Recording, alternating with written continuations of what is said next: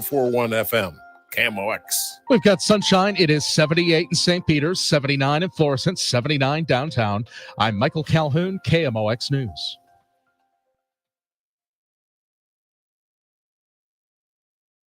The Dave Glover Show is sponsored by the Michaels Flooring Outlet, the flooring experts. IGotFloored.com.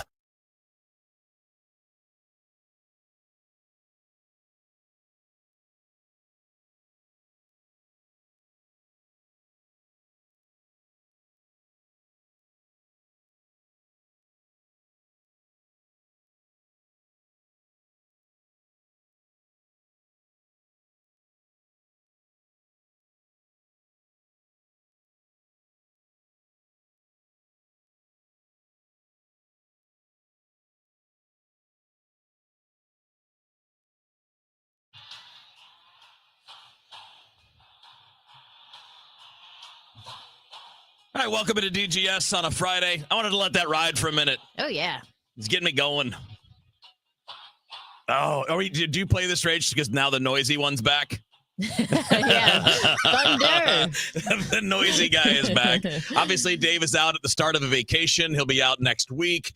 The rest of us will be here throughout today, because we're here already. Be here throughout next week. Today will basically be a normal Friday. Bernie's going to join us. We'll have Dave Murray. George Mayhey's going to jump in and talk some food heading into the weekend. There's just a lot to do, man. I don't know. We were just talking before. If you guys were watching the stream, you could probably see Rachel and I talking. What we were saying was, I don't even know what day it is. It's a weird week. Like not just me. You don't know what day it is either. Andrew, do you know what day it is? Friday. It's Friday. Like, would you? Today I woke up and I looked at the clock and then I why did the alarm go off today? And then I was like, oh yeah, today's a normal day. What day is today? Oh, it's Friday. I was in a time warp for 3 days. Yeah. I saw nothing but I saw baseball stuff. Like yesterday, I had it on in the radio. I had it on the radio in the car, so I was following the trade deadline stuff. I saw nothing else. Nothing. Not a bit of news. Didn't read a bit of news. Saw nothing on TikTok for 3 days. Was on Twitter, but only rarely and really only looking for baseball stuff. Mm-hmm. And strangely, I did that for 3 days, and the world didn't end. Yeah, it's funny how that happened. It just didn't end. I wouldn't know. Yeah, in fact, I'm not even aware that anything really changed. Well, I'm sure there was something that pissed a whole lot of people off. I'm sure there were things. I'm sure there were some terrible things. I'm sure there's some great things. But I don't feel like I missed much. Yeah, I don't think so. It's been a strange week.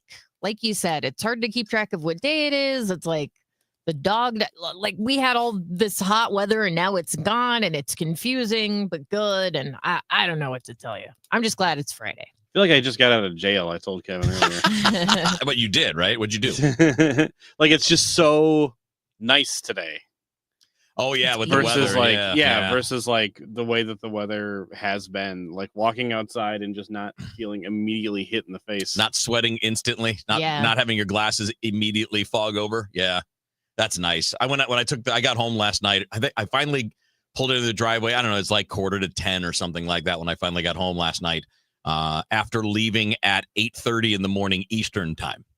That's how long it took yesterday. Yesterday was stupid long, but part of it was my fault because I was stopping like every 2 to 3 hours. And I don't normally do that. I normally go longer stretches, and I was taking longer stops than I normally do because I just didn't want to take the risk of stiffening up because the day before was a lot. The day before was a 15-hour workout.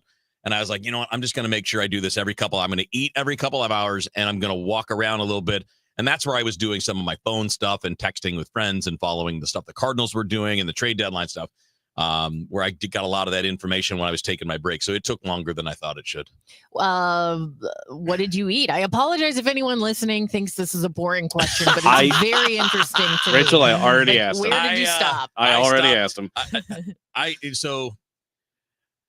I had a weird trip in that regard on both days because I ended up doing the same thing both days. Okay. Arby's for lunch, McDonald's for dinner. Nice. And it wasn't really planned. It was just like, okay, here's the time. And then I see the exit coming up and I'm like, all right, well, guess that's what we're doing. Mm-hmm. And there are a couple of them where they were attached to the truck stop that I was going to stop at to get gas and go to the bathroom and get Gatorades and do all that stuff. I'm like, it's there. I'm not going to another place. Yeah. So part of it is just the luck of the draw in that regard.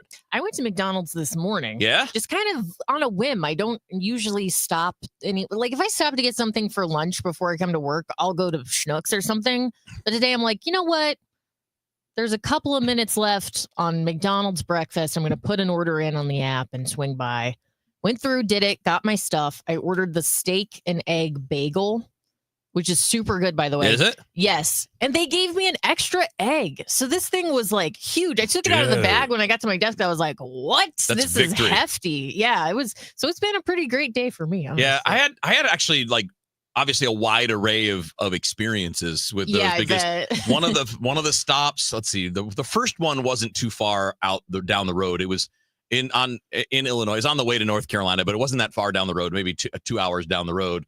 And then the dinner stop on Tuesday was near Hazard County, Kentucky. Hey, Okay. I did not see the Dukes of Hazzard, and I was so mad. They weren't at Arby's? There was no General Lee running through the streets. There was no sign that said Cooter's Garage or Boss Hog lives here. Nothing. There was nothing. Of course, I didn't really go into the downtown because I was just going by. I know. Yeah, that's where Boss Hog would live. I was not about to stop. I wanted to go see Roscoe P. Coltrane. I really wanted to do that. And then I'm like, no, I don't want to waste time because I need to get down south because Tuesday I wasn't going to get into town down there until after midnight. Yeah. So I did not want to extend. So I missed out on my opportunity on Hazard County. Rachel's Googling what the hell is he talking about. It's the Dukes of Hazzard.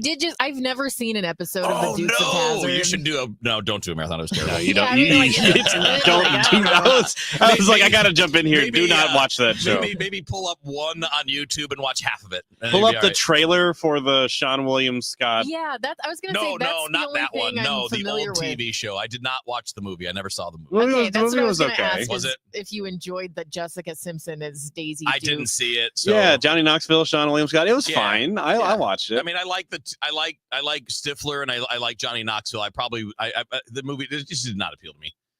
Did not. And let's be honest, the show wasn't that good. It was only good because back then there wasn't anything else. There was no other shows. But Yeah. this is the show with the car. It's cool. Hey, I'm not gonna lie, dude. I loved that show when I was a kid. I absolutely bet. loved that show. They always got away from Roscoe. Always. Isn't that funny? There's And he probably was there's probably so many shows everyone listening right now liked as a kid that if they were introduced to now with all the Yeah. options we've had, You we'd be think like, so this dumb. show sucks. Yeah, I'm you're like, I'm not that." watching this. Why did I watch that? Well, because we had 4 channels. Exactly. That's You why. took what you could We get. had 4 channels, and that was the stuff that was on reruns after school. You had syndications. I grew up in the Eastern time zone too, so you had everything started later. But so you had this window there, and you even had a syndicated window between the news and primetime, Yeah, was that which was typically that's where Jeopardy and Wheel of Fortune Okay. were. Yeah, that's typically where those were.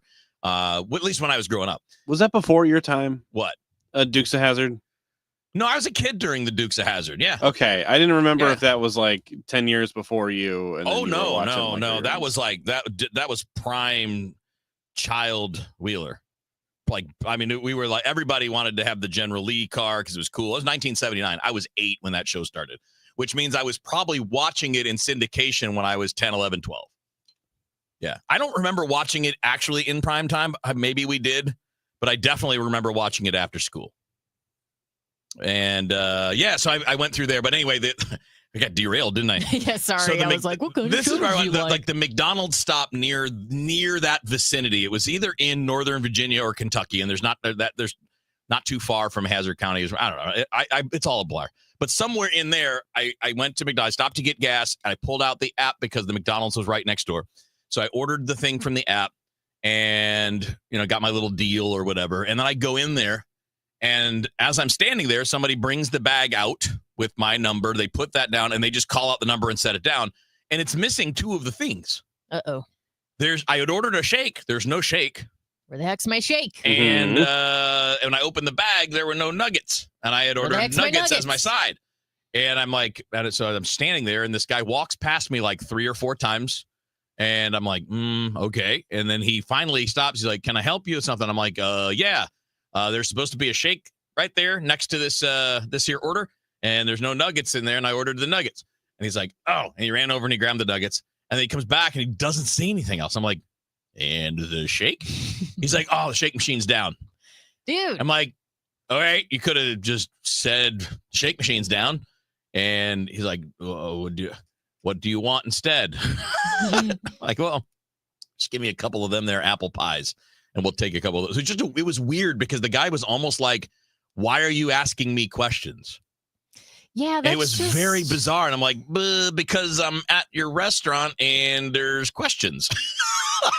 The thing's not the way it's supposed to be. I know. Society is just different now. And it was a younger person. So maybe I got what I got was the Gen Z stare. Maybe. Yeah. But it just doesn't seem like now, like, it's just fine to, like, the social contract is just broken. It used to be like you went in somewhere and they said hi and they asked, like, what can I do for you? Or what's going on? And there was this like understanding of what was happening. And now it's just like everybody's kind of fending for themselves. Yeah. I mean, like, you're manning the counter.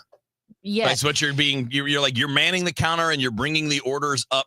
And you already mostly don't have to deal with anybody's order. They will do it at most places. Like if you stand there at the counter, they'll wait probably 5 minutes to make sure you're not going to just go away because you can order at all the kiosks and most people are doing it on the app. I think the app is the easiest way because then I get my little discounts and I get points. I got points this weekend. I'll probably get a free McMuffin at some point here in the not too distant future. So I get that it's changed, but like, you know, when someone's standing there, they're not just standing there for their own health. And here's the crazy thing. It wasn't busy. My order was the only order on the screen that was up there. So it's not like it was chaos and there's stuff going on.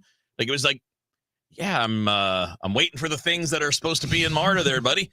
And then he just stared at me like, bleh.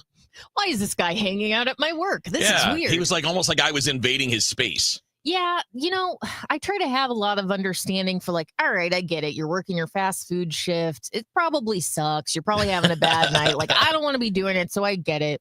But also at the same time, I've worked in retail before. Yeah. And just speaking from experience, it's so much easier to just be engaged and be nice and get things done correctly the first time. I was going to say, that's rather the whole than thing. Like running around and trying and like, okay, let me go get the nuggets. Sorry, forgot. Oh, the shake machine. It's like, dude, if you just communicated this all immediately, it's an easier, smoother experience for everyone, the employee included. I might add that when there's a ticket on the bag stapled to it that lists the things that should be in there, maybe put them in there. That's a good idea. It wasn't the end of the world. It was more comical to me than anything. I wasn't like mad about it. I was just standing there going, this is bizarre. Like, why is this simple interaction weird? Yeah, and it's weird everywhere nowadays. Like, it's just like, okay, I guess everyone's doing everything different now. Just something to get used to, I suppose. Last night I stopped at a place and in this little intersection, and I can't remember where it was. It was maybe West Virginia, maybe Virginia. I don't know. It was somewhere out there. And I stopped and this is the McDonald's trip yesterday. And it was attached to the gas station. And then across the street, there was a Wendy's. And this couple parks next to me, they get out and they just start talking to me, which is fine. I don't mind. I'm social. And I would guess they're probably late 60s, early 70s. They're trying to pick you up, or what was happening? Well, maybe at the end. No, it's like, yeah, we tried the Wendy's and the dining room was locked. And then we went over to Taco Bell, which was across the street from the Wendy's, which was across the street from the gas station / McDonald's. And then we went to the Taco Bell and there's nobody there to take our order and just all these screens. And I didn't think I needed a PhD to order food. I'm like, well, that hits. Touch screens aren't that hard. You do need a PhD. That totally hits. And again, they were just being funny. They weren't being serious. They were just being funny. But it was like just this random conversation out of nowhere. But it sums up what we're talking about. It's not hard. A touchscreen is not hard. Getting the orders right is not hard, but it's just gotten weird. Yeah, it's everything's gotten weird, and I would have appreciated some sort of like memo that was distributed to everyone, just saying like, "Hey, just so you know, it's going to be weird now." Then you can like prepare and be like, "All right, yeah, okay, I know it's going to be." Yeah, I would like to know going in that it's going to be like a weird experience. And you just don't know now. Yeah. It could be totally normal, or you could have to have a PhD to get on those dang screens. Yeah. And order your taco fries. Yeah. And at the same time, see, this is where I think we have to reach like multi-generational understandings, right? Like, I think the Gen Z folks need to understand that when people say words to you, you're supposed to respond with words. That is correct. Like, yes. that would be helpful. Yeah, they got to start teaching that in like schools. I think. Yeah.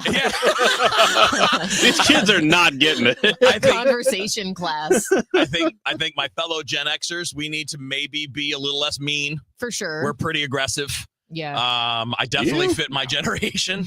For the boomers, maybe don't get mad at young people for not being able to do things when you can't work a touchscreen. maybe try. And you millennials, you guys just need your stuff together. Figure it out. Sounds like millennials are doing fine.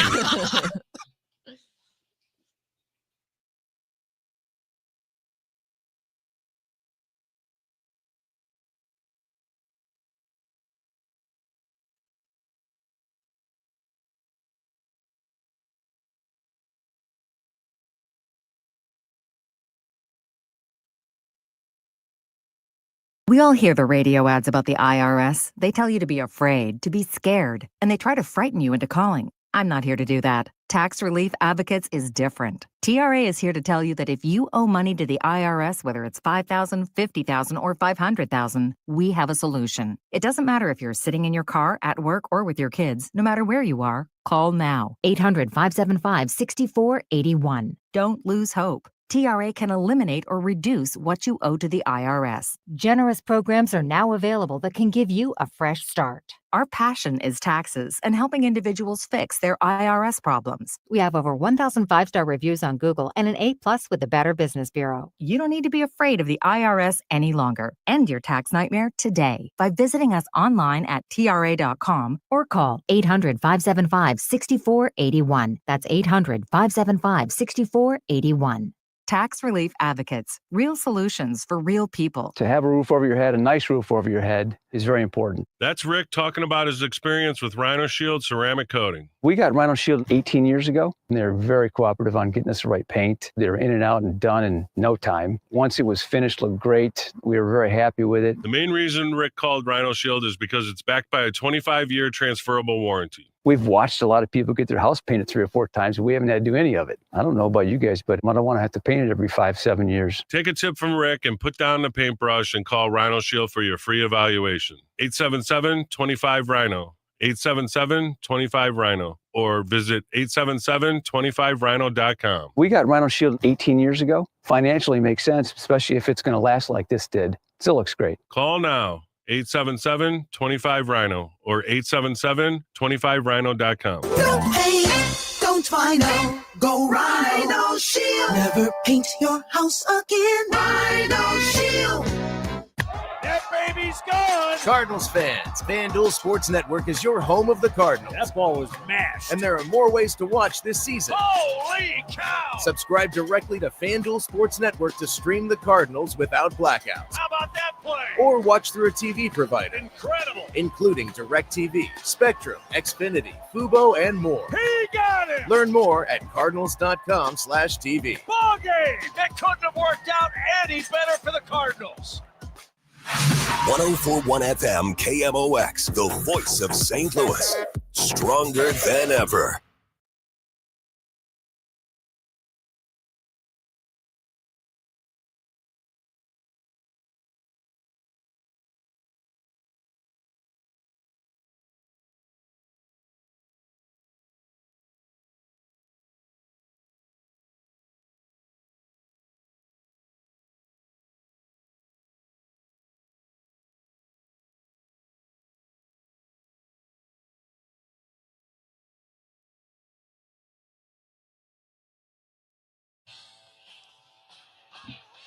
All right, Friday on DGS. Dave is out, beginning of vacation. I'm back. I made it. Wheels is back. I had some doubts yesterday. I'm like, am I ever going to make it home? Never coming home. I think I was like, at one stop, I'm like, I just live here now. I'm just going to live in my car. It feels like. But 3 of us are hanging out today. Bernie will join us in a little bit. George Mahey later on. Obviously, Dave Murray will join us and tell us about this wonderful weather that looks like it's going to last a little bit. On the last conversation, are we calling it the chat? Is that what it is? Are we calling it the chat? Yeah. The chat on the stream. The chat on the stream, I like it. Which you can, by the way, find if you just go to the Dave Glover Show Facebook page. or the YouTube page. You go to either one of those and you can watch us. In addition, I know it's super exciting during breaks to watch us do nothing. Like watch me get a drink. I think people do like it because I don't know. I feel bad sometimes. We have the little we're on a commercial break that I'll throw up just to give us a little break from being on camera. But I always feel bad doing that too because I'm like, no, they're just listening to the commercial. It's all right. They probably want to see Dave sway back and forth. Yeah, or whatever. or we all leave. Half of the time we leave the room anyway. It's just staring at empty and chairs. It's just me sitting here like. Yeah. But on the YouTube, Dave Hines is watching us, and he said, I went back and watched an episode of the Dukes of Hazzard. So it's a wonder that I can speak a complete sentence having watched that show as a kid. So what happens in an episode? All right, so here's the basic thing. Mischief. So they're bootleggers. The Duke boys. They drive the moonshine, right? And it's their uncle, right? Their uncle, and then their cousin Daisy. Yep. Okay. With the Daisy Duke shorts. Their cousin? That's their cousin. They're not dating. That's their cousin. Oh, you didn't realize that? No, I thought she was like their hot girlfriend. No, she's their hot cousin. I also thought they were cops. Oh, no, they're the opposite. Okay. Someday the mountain might get them, but the law never will. They're anti-cops. I think I'm getting it mixed up with Starsky and Hutch. Oh, yes. Starsky and Hutch are cops. Yes, definitely similar duo, though. And Daisy Duke is not their cousin. One blonde, one brunette guy. Yeah. I get why you'd make that thing there. But then you got Bo and Luke Duke, and then you got the sheriff Roscoe P. Coltrane, who's just nuts and incompetent. Also their cousin. Boss, no, I don't think so. They're all cousins. But one of their buddies is Cooter, and then there's cousin Cooter. Yeah, and then was he cousin? I don't think so. I don't know. He's one of their buddies. He drove the tow truck, I think. Yeah. And then you had Boss Hogg, who was like I don't know what he was. He was like the rich guy. Yeah, he's like the boss of the town. Yeah, you know the old timey rich guys in like a white suit that own everything. You know, carpetbaggers from up north. Yeah. So that I hope that's not a bad thing to say. Yeah. Some episodes would have a fist fight here and there. Sure. Yeah. But there was always a car chase. Mm-hmm. There were always sheriffs and Deputy Enos. Forgot about Enos. Don't want to forget about Enos. It was Enos the one that was going when they were driving. I think it was both of them because Enos they were that? Both super incompetent, but Enos was more so. Either way, they would be chasing the Duke boys in their stupid police cruisers, and the Duke boys had Crown Vic. They had the General Lee. Yeah. So and as Brian is saying on the chat, he said always a car chase. And then Bo and Luke and the General Lee, and they always jump a creek or something. That's exactly it. They always get away by jumping over something. Yeah, in their car. Hit a ramp, and then the cop car is either not going fast enough or it's too scared. Yeah, and they slam screech the wheels, screech the tires, and then stop. Anytime there was real trouble, oh, yarn. Yeah, and then every time, and they would turn and spin and crash into a ditch or something. And then anytime there was actual trouble where the Duke boys were caught, then Daisy would come and get them out of it. Mm-hmm. She was people, and she was responsible. She was her head was on her shoulders a little better, right? Than Bo and Luke. They were a couple of Nimrods. They were moonshiners. I mean, they were that's what their family did. They ran moonshine, if I remember right. Brian M says, then Daisy showed up with those Daisy Duke jean shorts. I know that's right. I know that's right. It's so funny that was as provocative as it got. Yeah. In the 70s, now it's you can wear that to work. Now we've got full nudity on CNN. You're on C-SPAN. And you're what are those booty shorts doing on C-SPAN?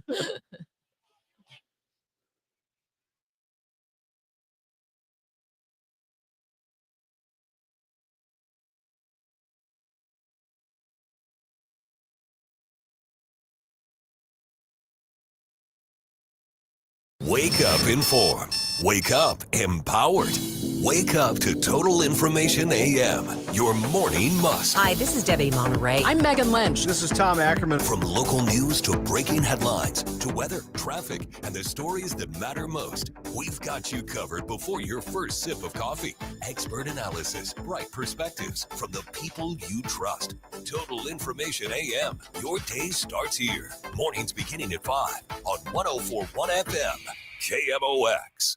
We all hear the radio ads about the IRS. They tell you to be afraid, to be scared, and they try to frighten you into calling. I'm not here to do that. Tax Relief Advocates is different. TRA is here to tell you that if you owe money to the IRS, whether it's $5,000, $50,000, or $500,000, we have a solution. It doesn't matter if you're sitting in your car, at work, or with your kids. No matter where you are, call now. 800-575-6986.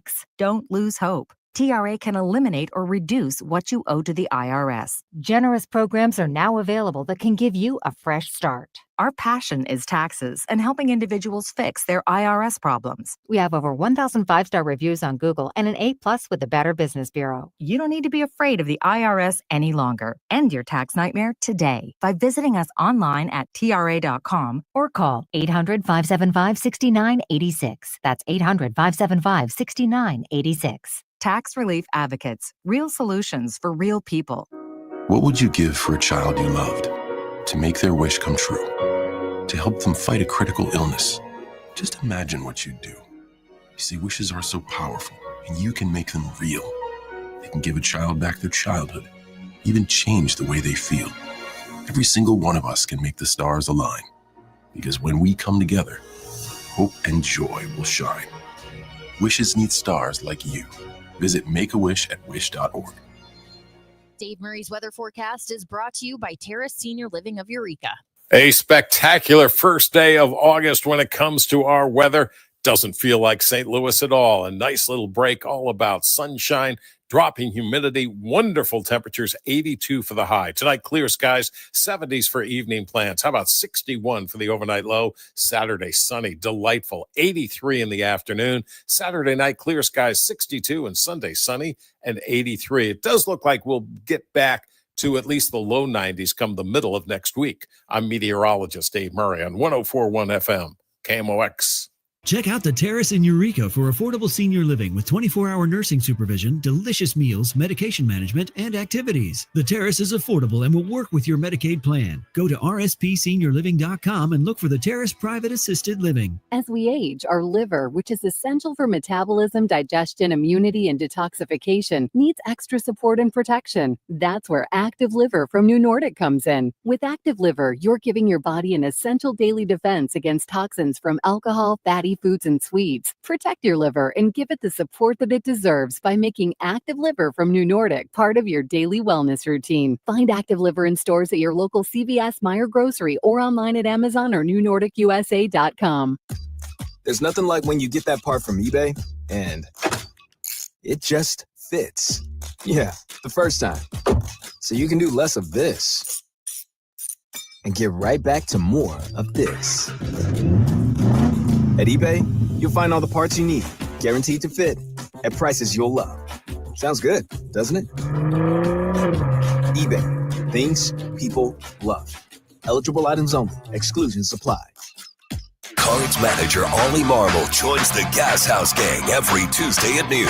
Sponsored by Siteman Cancer Center on the voice of the Cardinals, 104.1 FM, KMOX.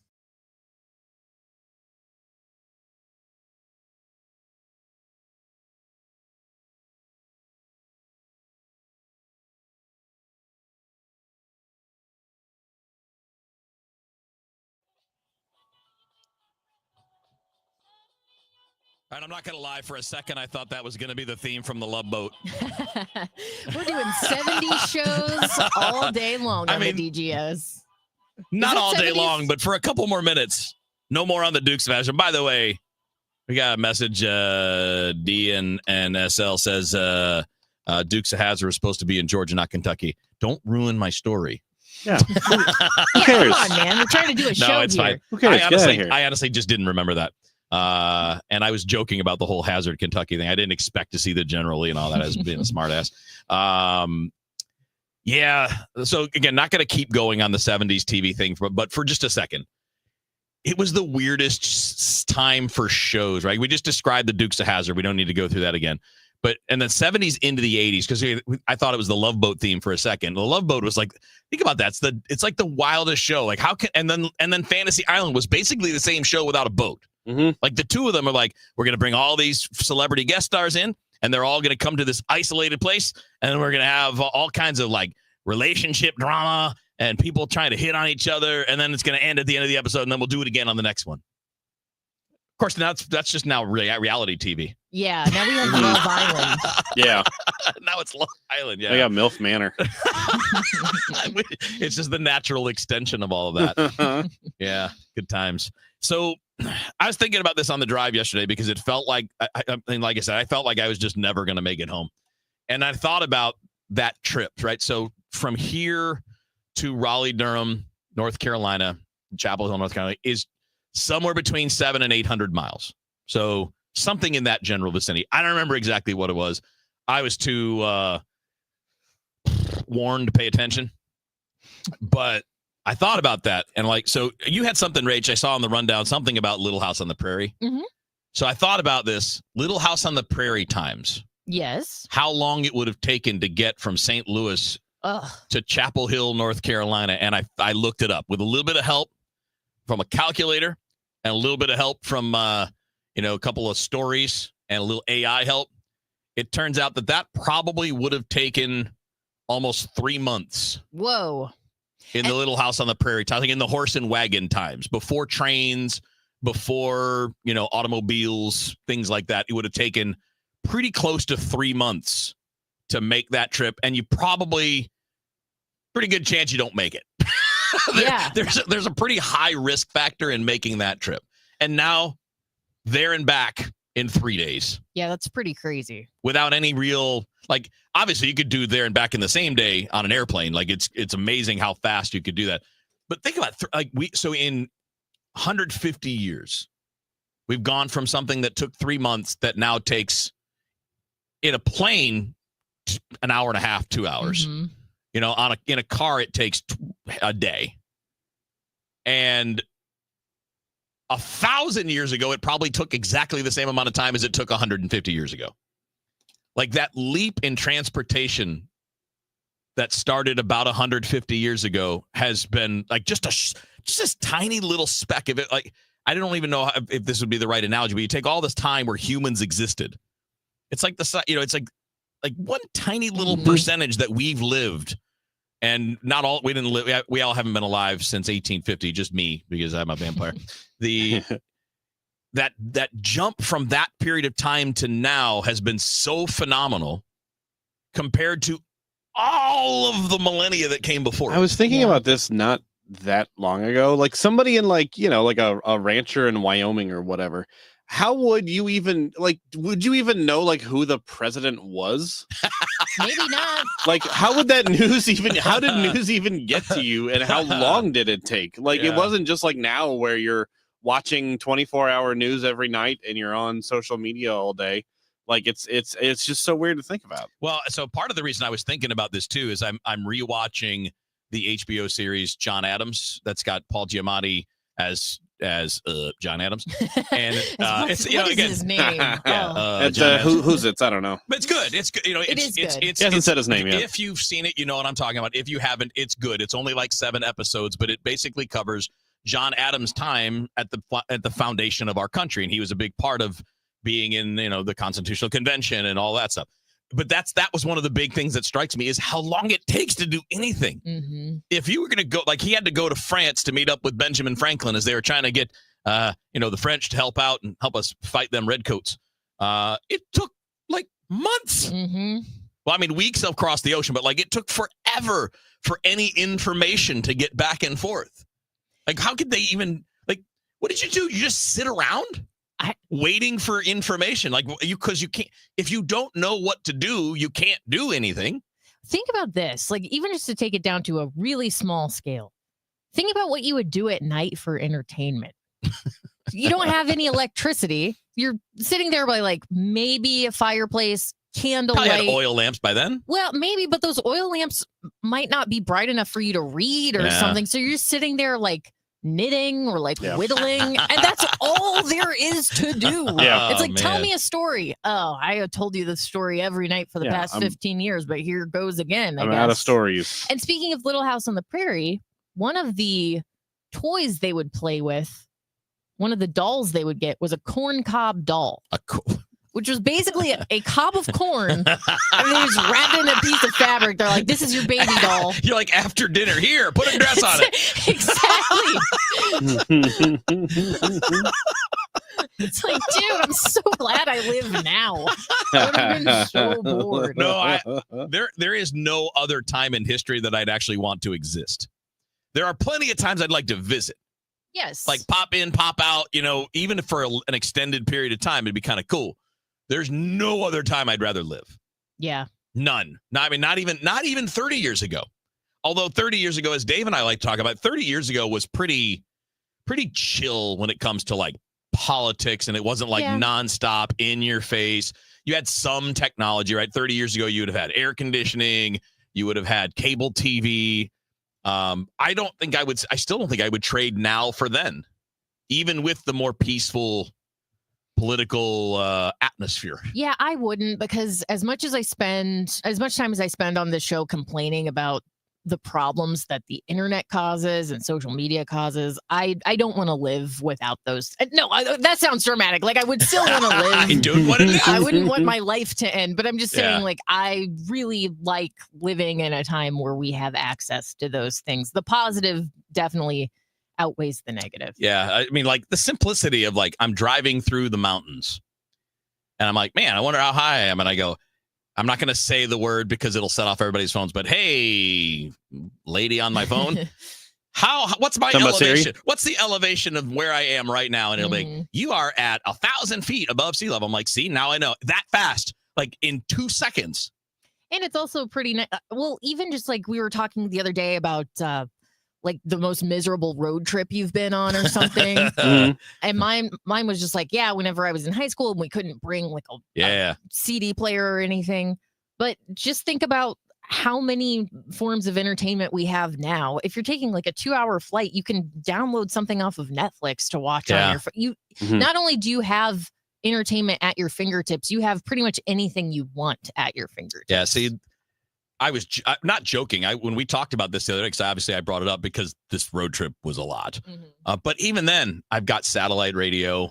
I can stream on my phone while there's some spots where you lose your signal, but I don't even know how many thousands of songs just sitting there on my phone. Yeah. You have I didn't, but you can download podcasts. You can do all this stuff. And I think back to when I was a kid, my dad used to load up the station wagon with me and my brother and my mom. And the four of us would drive from Michigan to Fort Lauderdale, Florida. Whew. And you literally had nothing to do. You could bring some books, but how many books are you actually going to bring? And you had, when we were kids, you had some of those little handheld electronic games. They were like little red dot football things, and if you know them, you know what I'm talking about. Yes. You're like, just go up and down and forward, up and down and forward. You try to miss the tackles and you try to score as many points as you can. Well, those batteries die really fast, and you ain't going to do that for more than an hour before you're done with doing that. And those were miserable trips. Yes. Plus, man, my mom would play Barry Manilow. Ew, I'm sorry, but no, I can't listen to more than one Barry Manilow song at a time. I'm good. I'm fine, thanks. It was so bad. Pass. Made it so happy when it was my dad's turn. He'd put on the Steve Miller Band. And even that I didn't like, but it was better. It was better than that. I was always trying to get him to play something more fun, but nope. Kids lose. Can you play Slipknot? Dad, play Slipknot. Well, first of all, they didn't exist. I would have been happy at the time with some Aerosmith or something. Okay. Yeah. At the time, I would have been happy with that. I knew we weren't getting any like Def Leppard. Like, what's a Def Leppard? I remember when I can't remember what year Pyromania came out, but I asked for that for Christmas, and it turns out my grandma bought it for me. And she wrote it down as Def, DEAF, and leopard like the animal. And very adorable. That's classic, Mom. She couldn't find it at the music store because it was spelled weird. And had to go ask for it. So she tells us this story after I'm opening it, and I've already got my little Walkman listening to it on Christmas morning. But thanks, Grandma. That was great. That's a good record, too. Nothing better than having your grandparents buy you 80s hair metal band records. They see the covers and they're like, oh, what's going on here? Why do they have so much hair? Yeah. Kevin, we're concerned you're listening to devil music. Oh, but you guys don't remember. Everything was the devil in the 70s and 80s. Every there was. Were your parents like in No. like? Did they fall into that kind of trap? Not Did they really. think everything was? They were pretty cool with like. I mean, I think they were just. They understood they're just dudes making music. Well, it's like, just the style. by the time I was old enough to be listening to that stuff, it was. You were old enough to hide it from them, sure. Yeah, right. I mean, I knew how to get. I knew how to put the Slayer records away. No, that was after that. But I don't remember my parents specifically being caught up in the whole satanic panic thing. But I mean, it was literally everything. Like think about how harmless AC/DC is. Yeah. They're super harmless. Like, listen to their music. They don't even cuss. No, you're right. They don't. They Yeah, don't they're have swear words. Everything can be played on the radio. Very clean. And everybody's like, oh, it stands for Antichrist, Devil's Children. That's awesome. I've never heard that Yes, before. It stands for Antichrist, Devil Christ.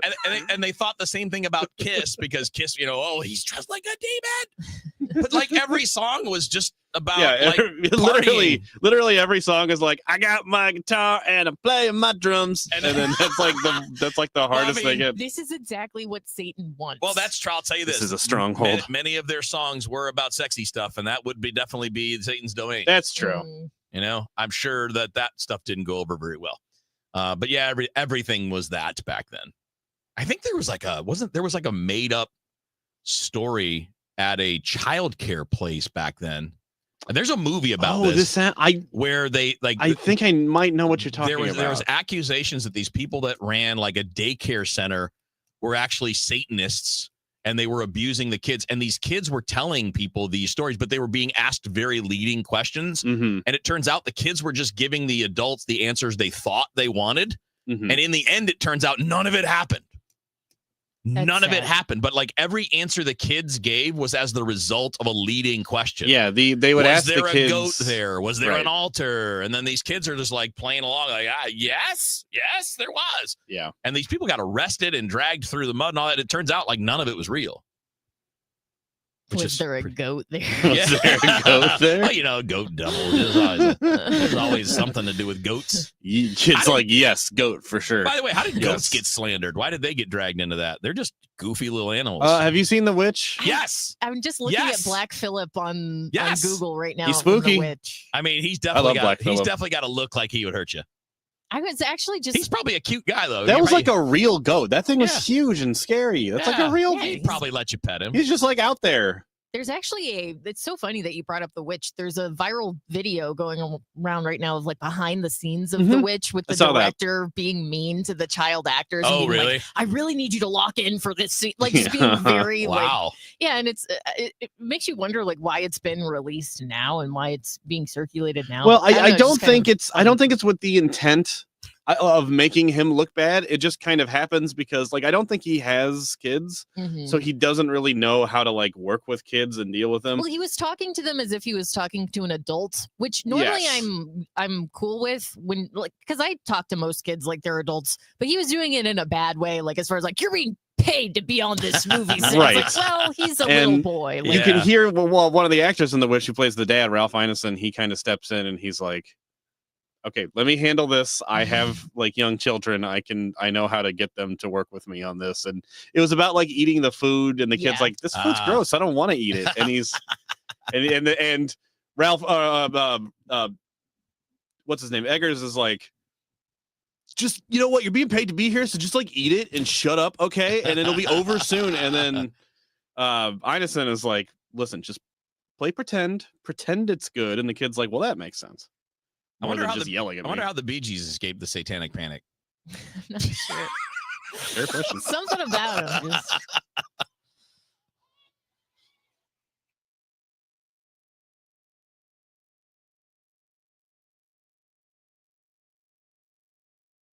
The KMOX City SC Soccer Showcase, presented by Michelob Ultra. Heads to Hot Shot Sports Bar and Grill on Limburg Thursday, August 7th. A limited number of fans can get an autograph or a picture with City SC defensive midfielder Jake Gerwood-Reich. Register to win great prizes. Enjoy great food and a cold drink. Hot Shots on Limburg, the place to be Thursday, August 7th from 6 till 8 p.m. for the City SC Soccer Showcase, presented by Michelob Ultra. For more info, KMOX.com/events. If you or someone you know suffered any injuries involving a deployed airbag, you could be entitled to compensation. Morgan & Morgan has already recovered millions. Get America's largest injury law firm fighting for you. Visit forthepeople.com for an office near you. You're listening to Leaf Filter Radio, and the guru of gutter protection himself, Chris Coonahan, is here to take your most pressing leaf-related questions. Hey, everybody. Chris here. I understand we have Ron on the line. Ron, where are you calling from? Uh-oh. Ron, are you calling from a ladder? Well, I was, I wanted to ask Chris what I need to do to get my gutters ready to have leaf filter installed. Oh, Ron, you don't have to do anything. A Leaf Filter Trusted Pro will come out and clean out your gutters, realign and seal your gutters, and install Leaf Filter, America's #1 gutter protection system. So I didn't need to get on this ladder? Ron, Leaf Filter Trusted Pros are in your neighborhood and ready to help. Just visit leaffilter.com/deal to schedule your free gutter inspection and get up to 30% off. Thank goodness. What was that site? That's leaffilter.com/deal for your free gutter inspection today. See representative for warranty details. Promotion is 20% off plus a 10% senior or military discount. One discount per household.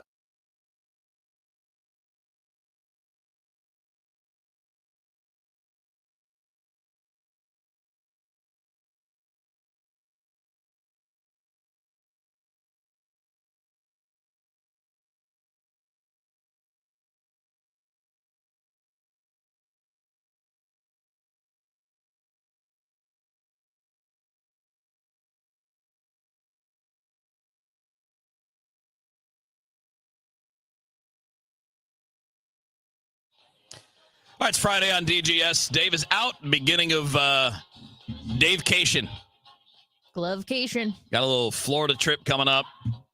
So he'll be out next week. Also, we'll take care of business for you and keep things normal, man. Normal guests, normal days.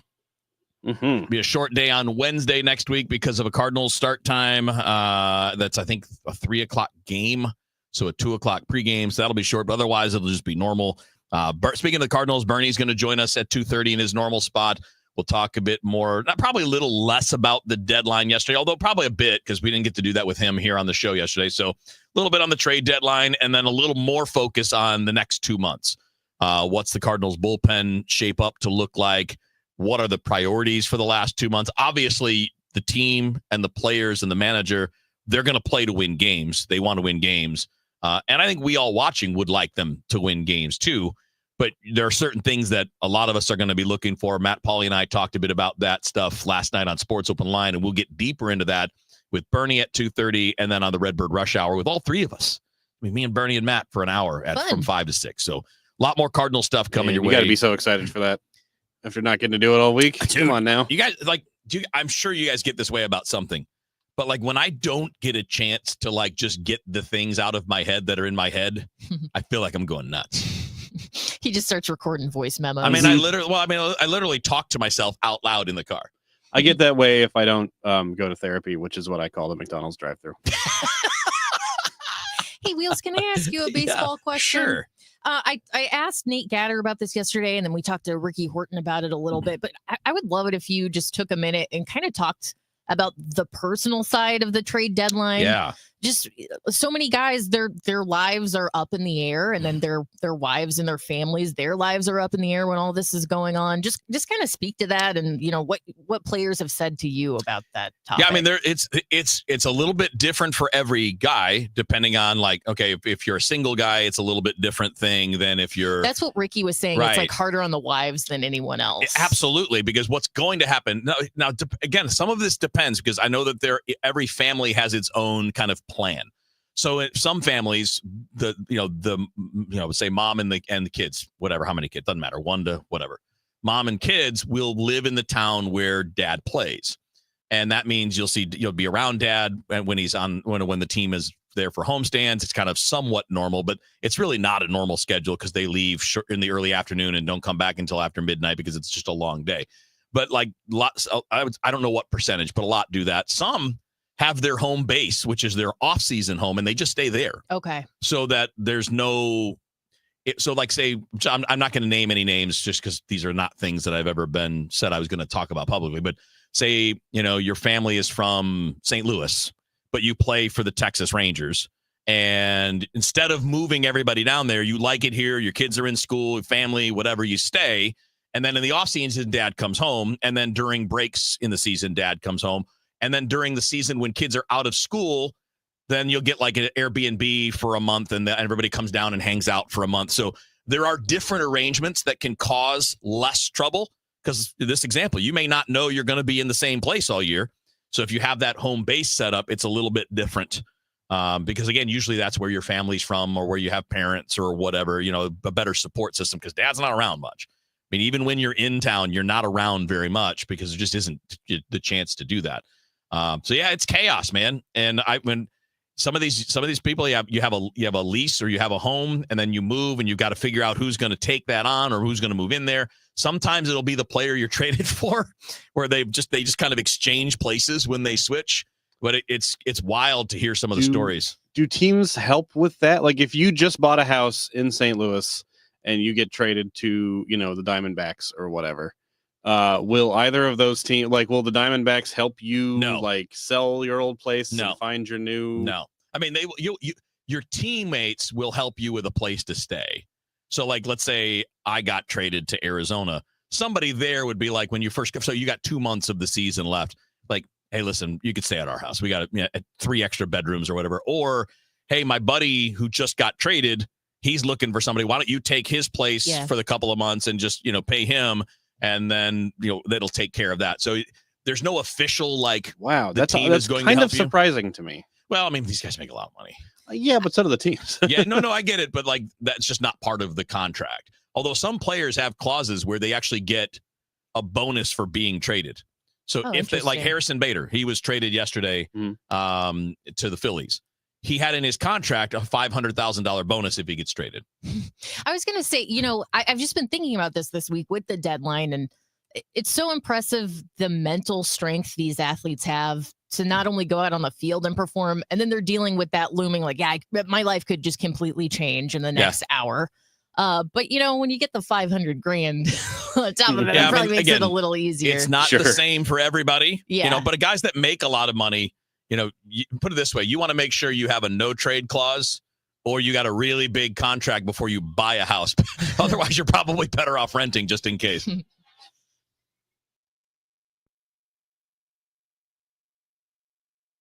Your home sold guaranteed, or I'll buy it. Hi, I'm Gloria Liu, broker owner at Your Home Sold Guaranteed Realty. And for over 20 years, I've been getting my home sellers the most money for their home and selling faster than the average agent. So when you're ready to sell your home or have questions, call me.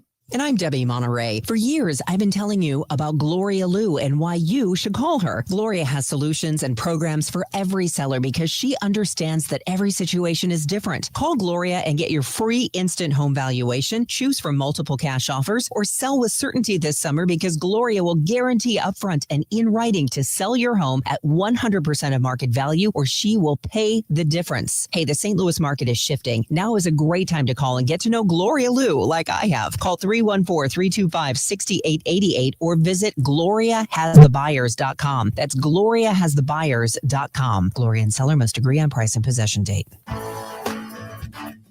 I don't want to wait. You never want to wait. Not when I'm sticking to the couch. Well, those guys can install a new AC for days. Evidently, no one can. Jerry Kelly can install a new AC tomorrow. Yes, tomorrow, even if we call it 8 tonight. Wow, that's fast. They're fast and they're good. Mathematically, that actually equals got it going on. Tomorrow, I love ya. JerryKelly.com. We can get more sleep, we can get more sun, and we can get more exercise, but the one thing we can't get more of is time. It's time to eliminate the one phrase that could be holding you back from reaching your retirement goals. I'll take care of it tomorrow. It's time to pick up the phone and make the call to Gary Goldberg and the team at Financial and Tax Strategies, 314-991-9005, or online at checkwithgary.com. Investment advisory services offered through Centaurus Financial, Inc., an FFC registered investment advisor. Insurance and annuities offered through Gary Goldberg, NPN number 918-615.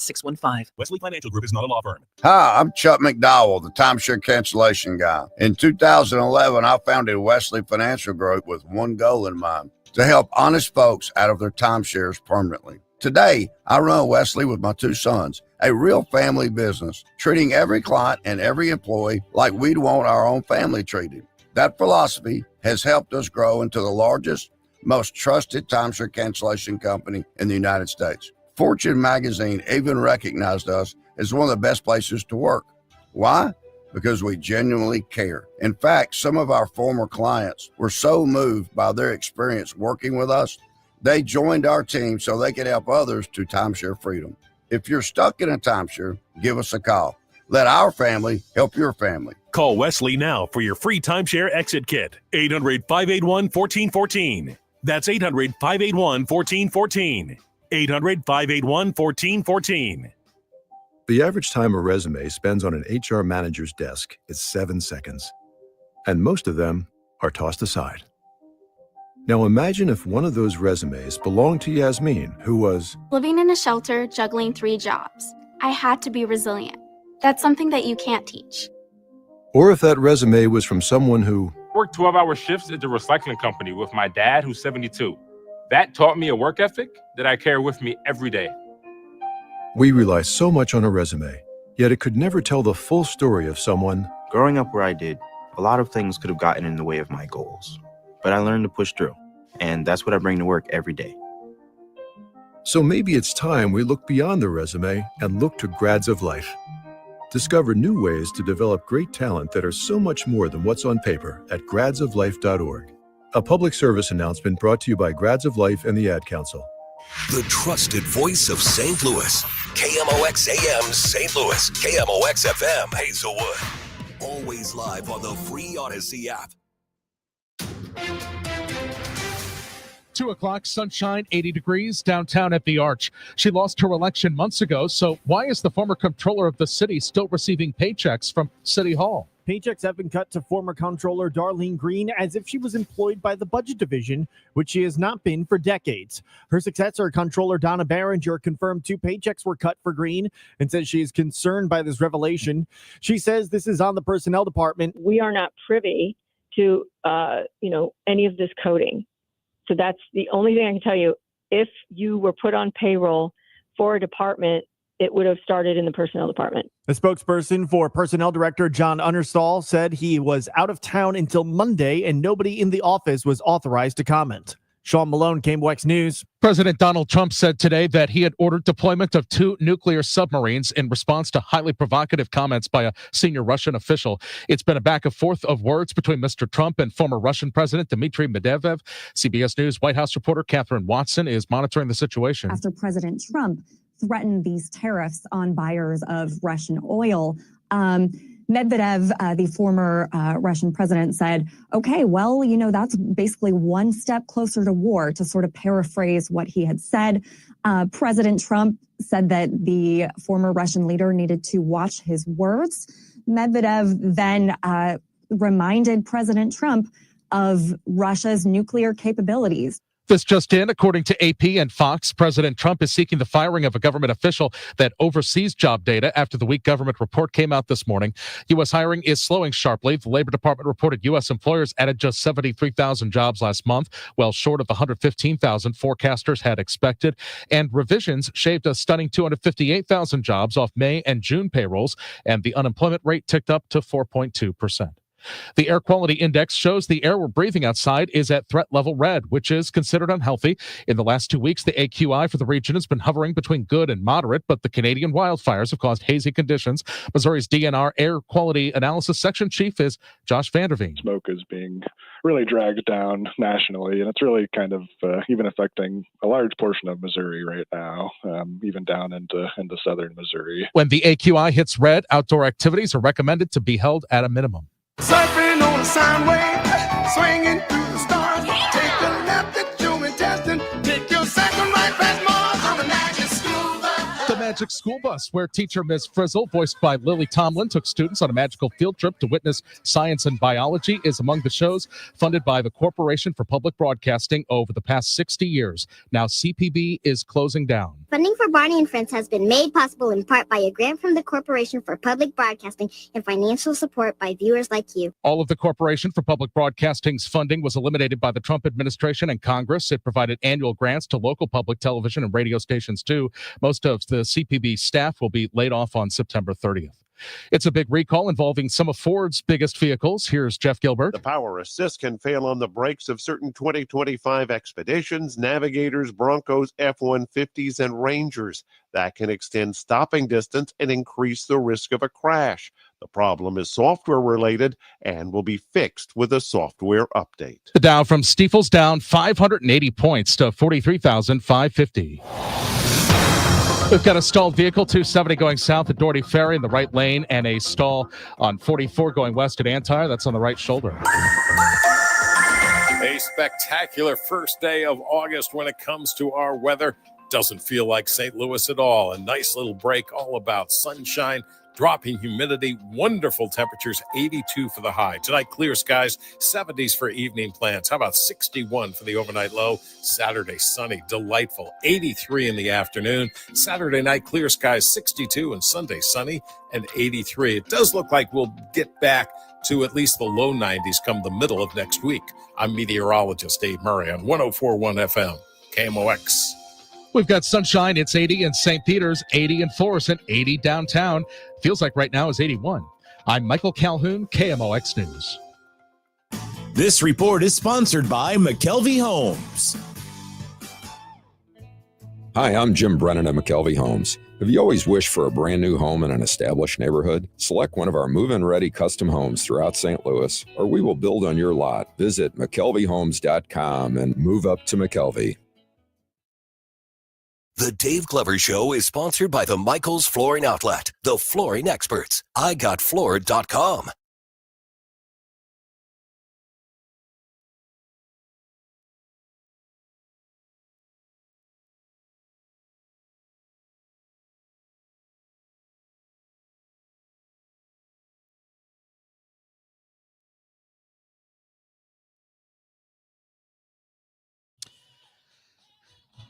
All right, it's Friday on DGS. Dave is on vacation, so it's Dave-cation for the next week. Well, the rest of us will take care of business. Don't worry. Our friend Julie Lally is on the chat on the stream. She said she's feeling gruntled. What's up, Julie? I'm feeling gruntled too. See, that's amazing. First of all, that's definitely Glover Show speak, because I guarantee unless you were listening to the show that day, you don't know that gruntled is actually a word and that it's a good thing. Yeah, it means you're obviously when you're nice. disgruntled, we know what that means. You're not happy. I never knew that until what was that, like a month ago, something like that. I never knew that at all. But it means to be happy. So glad Julie's happy. Hope everybody else is happy on a Friday. I'm happy. I'm thrilled because I'm not in a car. And I'll at some point I'm going to get over the fact that I was in a car. At some point, I'm going to get over it. I don't know when that is, but at some point, you know what? I'm going to get over it now because we're just going to start with Razor's Edge. That way we can get away with my disgruntling and be gruntled with something else. All right. I am really excited to welcome the month of August. I don't know why. July was great. It flew by. Maybe it's because this nice weather is rolling in at the same time as August, but it's August 1st, and there's plenty to look forward to in August. I have a list of cool things happening this month that we can talk about. I think August is usually on the crap list. Well, I realized this the other day. There are no holidays in August. It's always hot as hell. There are no holidays. You're kind of in a gap, like sports guys, you're kind of in a gap where there's really only baseball for most of it, but then late August comes and you got college football and the NFL and all that. But yeah, usually August is getting the crap end of the stick, but you're saying you got some August love. Well, let's start with sports. As you just said, the NFL preseason games get underway next Thursday. That feels so early. I mean, NFL preseason? I guess it happens like this every year. They had a Hall of Fame game last night. I think I was going to say, didn't like the Lions and the Chargers play last night? They did. I mean, like officially week one of the preseason is this coming weekend. Okay. And then, like, that's just the Hall of Fame thing. It isn't a preseason game. By the way, I hate that they call it a preseason game. It's an exhibition game. Come on, let's go. Yeah. They don't like that. Are you only saying that because the Lions did bad? No, I don't care. Honestly, God, I don't even know the score. I don't watch anything in the preseason. Like 34-0. Oh, well, that's too bad. Season's over then. College football kicks off on the 23rd. Yes. Oh, really? Yeah. That's cool. And the U.S. Open of tennis begins August 24th. I'm really excited for the U.S. Open this year. Yeah. They're going to do, like, speaking of exhibition games, they're kind of turning doubles into an exhibition type thing. They've scheduled it to where a lot of the singles players can now easily play in doubles. So they have all these fun mixed doubles teams, like, going up against each other. And it's It feels like a dating thing. It's like Emma Raducanu and Carlos Alcaraz are two like great tennis players, both very attractive people, and they're gonna play together in doubles. And everyone's like, "Does this mean you're boyfriend and girlfriend now?" It's the new reality TV show. And they're totally That's playing so into silent. it. They're totally playing into it. They're like, "I don't know, we're just good friends." Hee hee hee. So And do you- everybody's like, "All right." Do you think they're a couple? I know you got an opinion. I would love it if they were a couple. I don't think they are. Yeah. But You I think don't know. it- Maybe something will happen at the U.S. Open. I don't know. Who's to say? Maybe. Doubles Island. I'm so excited for football to come back. And Susan's a big college football fan, right, Wheels? Yeah, we watch all the time. That's cool. It's fun. How long is the U.S. Open? Is that another one that's like a couple weeks long? Yeah, it's like 2 weeks. Ah, fun.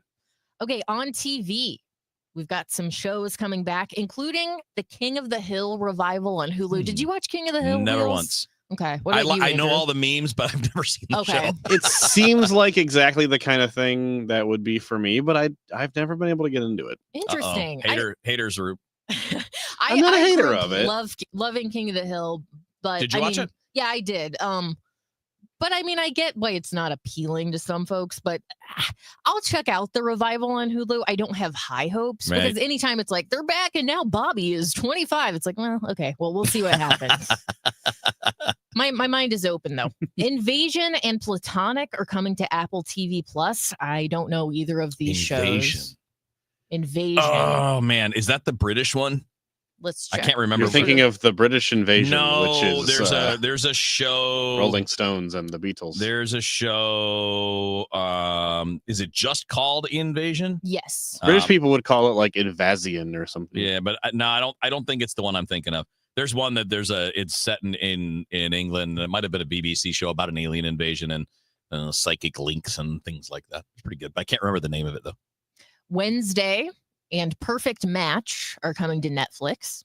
Deadliest Catch coming to Discovery. The Great Food Truck Race on Food Network, and Limitless with Chris Hemsworth is coming to Disney Plus. Is that a show? Yes, I Like based vaguely off of that remember movie? this. Yeah, I remember Because there was a movie about something. There was a movie called Limitless. Was that with Will Smith or No, that was No. Hancock you're thinking of, where he Oh. played the Yeah, superhero. yeah. Limitless is with Bradley Cooper, and he takes like a Right, pill that makes right. him good at everything. It's like it's right. It takes his brain function to a higher level or something. Did not see it because it Did didn't you say look into- Deadliest Catch? Yes. Wow, still going? Still going. Coming to Discovery. Okay, speaking Is of it not so deadly a catch if they keep living? Oh well, a lot of them don't. Oh, really? Yeah, there's been like quite a sizable number of people that have died For real? from that show. Yeah, Man. That's not at good. least like 4 or 5. I So think. my guess is that this stuff is not being done for the show, but they're just following crews that do that. Yes. Okay. Yeah, and I don't think anybody's like died like on camera or anything. I it's would all think been, they would like- not show that. And probably some of them just had like heart attacks or whatever. Oh, well, that's still bad. Because the show's been on for a long time now. I Really? mean, it's got to be 20 years. Wow. Speaking of Will Smith, let me just take this off the rails for a second She's here. gonna slap Kevin right in the face. Well, Go ahead. does ever since the slap, I'm glad you brought up the slap. I feel like his life has just been in like a nosedive. He really made a bad move there. He doesn't seem like he is having fun at all. Like everything I see Will Smith in, he just did this like performance in London or somewhere in the UK. He just did that performance on the street and like Yeah. no one was even like swaying along to the music. Yeah. It was very sad. Now he's doing like a podcast about salads or something. Yeah, he was one of the biggest, and I guess still is one of the biggest like stars in the world, but it's like nobody really seems to like him very much anymore. Well, I mean, like, what's the last big movie that he was in that was actually good? Well, and that's the other thing. He hadn't had like necessarily a good run. He's maybe like never been a great actor, but I disagree. I think he's a good actor. Yeah, I think he's good in very specific things, but like most of the good stuff was a long time ago.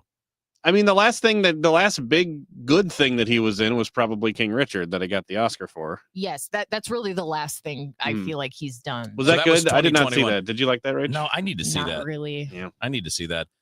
Because I know he was in that movie Emancipation, but that didn't seem to get real big. And I didn't see that one. But like it seems like in the last like 5 to 8 years, he's not in the biggest movies. Like, and this was so like not even counting the slap. Like if you go back before King Richard, like Bad Boys for Life, which was like the third or fourth of those. That one's okay though. I mean, like I'm going back into his filmography now. It's just like a big gap between like the time when he was really the big guy, when it was like, Hancock and Pursuit of Happiness and Hitch and what's the iRobot, like all of those were all like, that was 20 years ago. I'm concerned about him. I just wanted to throw it out there. We wish you well, Will Smith. I hope things get better for you, sir. People also always seemed a little wary of the Scientology stuff with him, more so than like Tom Cruise kind of gets away with it for some reason, and I think that it's just maybe because he's like endlessly charming and he is Xenu, makes fun movies and stuff. But it seemed like it stuck a little harder to Will Smith than it did. But is he even a confirmed Scientologist? I don't think he is. I had thought that he was, but I could be mistaken. All right. Anyway, back to the things to look forward to in August, Sorry. As opposed to like what happened to Will I Smith? was the one who was like, let's take it off the rails and talk about Will Smith for a second here. Back to the shows to look forward to in August. There's some new stuff coming up too, like Eyes of Wakanda on Disney Plus. Right. PBR, Professional Bull Riders, is going to be on Fox Nation and the CW. Alien Earth, FX and Hulu. I want to see if that's going to be good. And Songs and Stories with Kelly Clarkson on NBC and Peacock. All in, let's go. TiVo. I'm gonna watch that one for sure. You gonna watch Alien Earth? Maybe if it's good. I don't know. Don't really know some of it anything is about going to depend on. I'll definitely give it a couple episodes, but it better not suck because it's such a great universe to tap into. It's when the aliens come to Earth, guys. It's right there in the title. Okay, we've got some movies coming up this month. The Naked Gun with Liam Neeson and Pamela Anderson is out today. I wanted to go see that last night. I actually had the tickets purchased, but I was very tired and didn't feel like going, so I decided not to go. Might go see it this weekend instead. Freakier Friday with Lindsay Lohan and Jamie Lee Curtis comes out next Friday on the 8th. And Jaws is being re-released into theaters for its 50th anniversary on August 29th. Okay, so you guys be the judges. Am I just being a grouch when I hate like the Naked Gun just being redone? Or like, oh, we're going to do Happy Gilmore 2.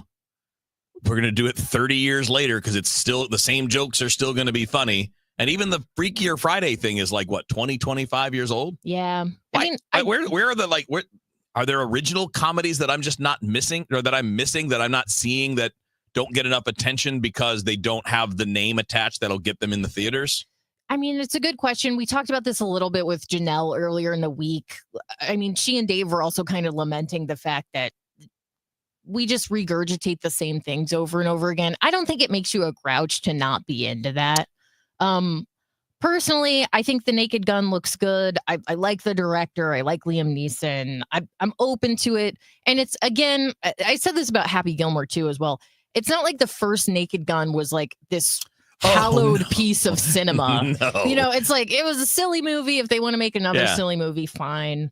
I think you're valid for being like, just come up with something new. But I also see why they go to the nostalgia thing because it works. Like people like it. People are excited about Lindsay Lohan coming back and seeming to be in a good place because she had kind of a rough past 15 years or so. Yeah. So.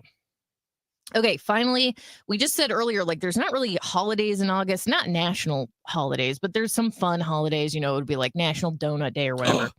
This Sunday is National Grab Some Nuts Day. Oh, can you say that on the radio? I guess I just did. Monday is National Chocolate Chip Cookie Day. Yeah, you sound like Kevin. I guess. Guys, prepare. It's going to be a tough day. The 8th is National Pickleball Day. The 12th is Vinyl Record Day. The 13th is Left-Handers Day. The 16th is National Tell-A-Joke Day. And August 20th is National Radio Day. Oh, there you go. Finally, a day for us. Is that a weekday? Yeah. Oh, good question. The 20th. Brian on the chat says, I'm wearing a cup on Sunday. Good call, Brian. The 20th is a Wednesday. Yes. So we'll have to do it up big for National Radio Day. Actually, I think we are maybe off that day for baseball. Then we're doing nothing. So, That's going to be They our gave us the celebration. That's day our off. celebration. That's going to be our celebration, and we're going to like it just fine.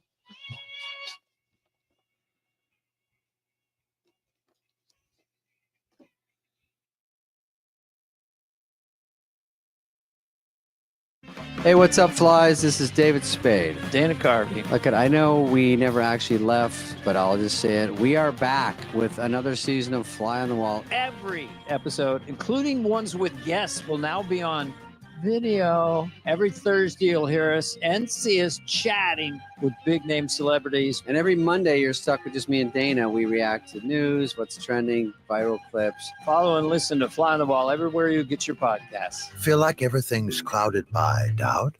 Visit CaliforniaPsychics.com. Our psychics are available to talk 24/7, and we guarantee if it's not life-changing, it's free. Experience the joy of certainty. California Psychics. Snakes, zombies, public speaking. The list of fears is endless. But the real danger is in your hand when you're behind the wheel. Distracted driving is what's really scary and even deadly.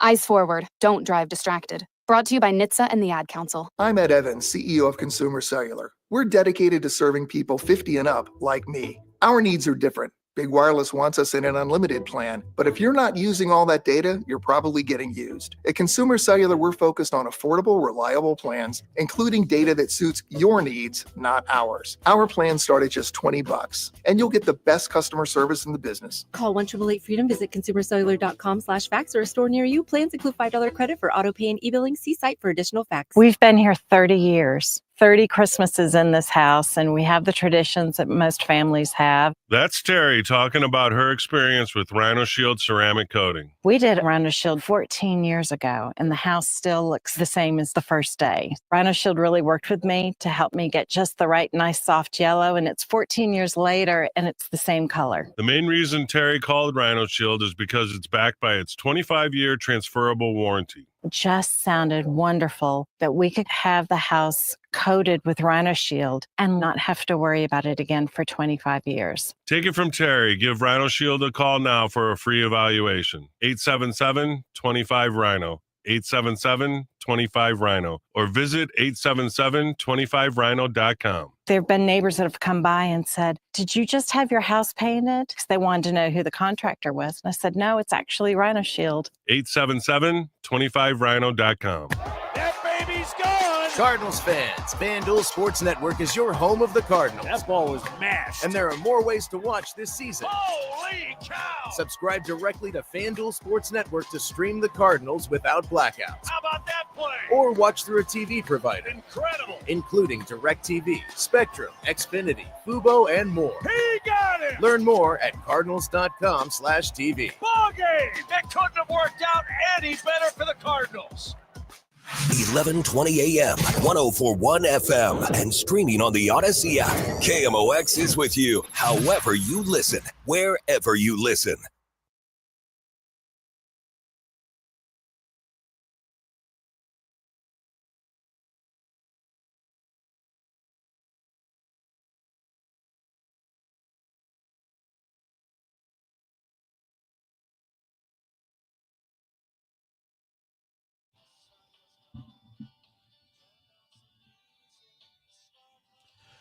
All right, it's Friday on DGS. It is the beginning of Dave's vacation. So the rest of us hanging out, taking care of business today and then throughout next week. Bernie Miklasz is going to join us after the top of the hour news. But before we do, or top of the hour, bottom of the hour news, he's going to join us in 10 minutes.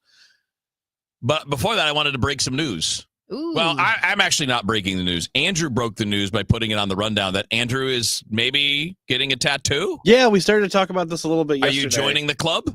I might be joining the club. I'm going to try to get like a matching dealie with my brother, but we can't decide on what to get. I was going to say, that's the number one question. What is it going to be? Do you have any suggestions? What would you get?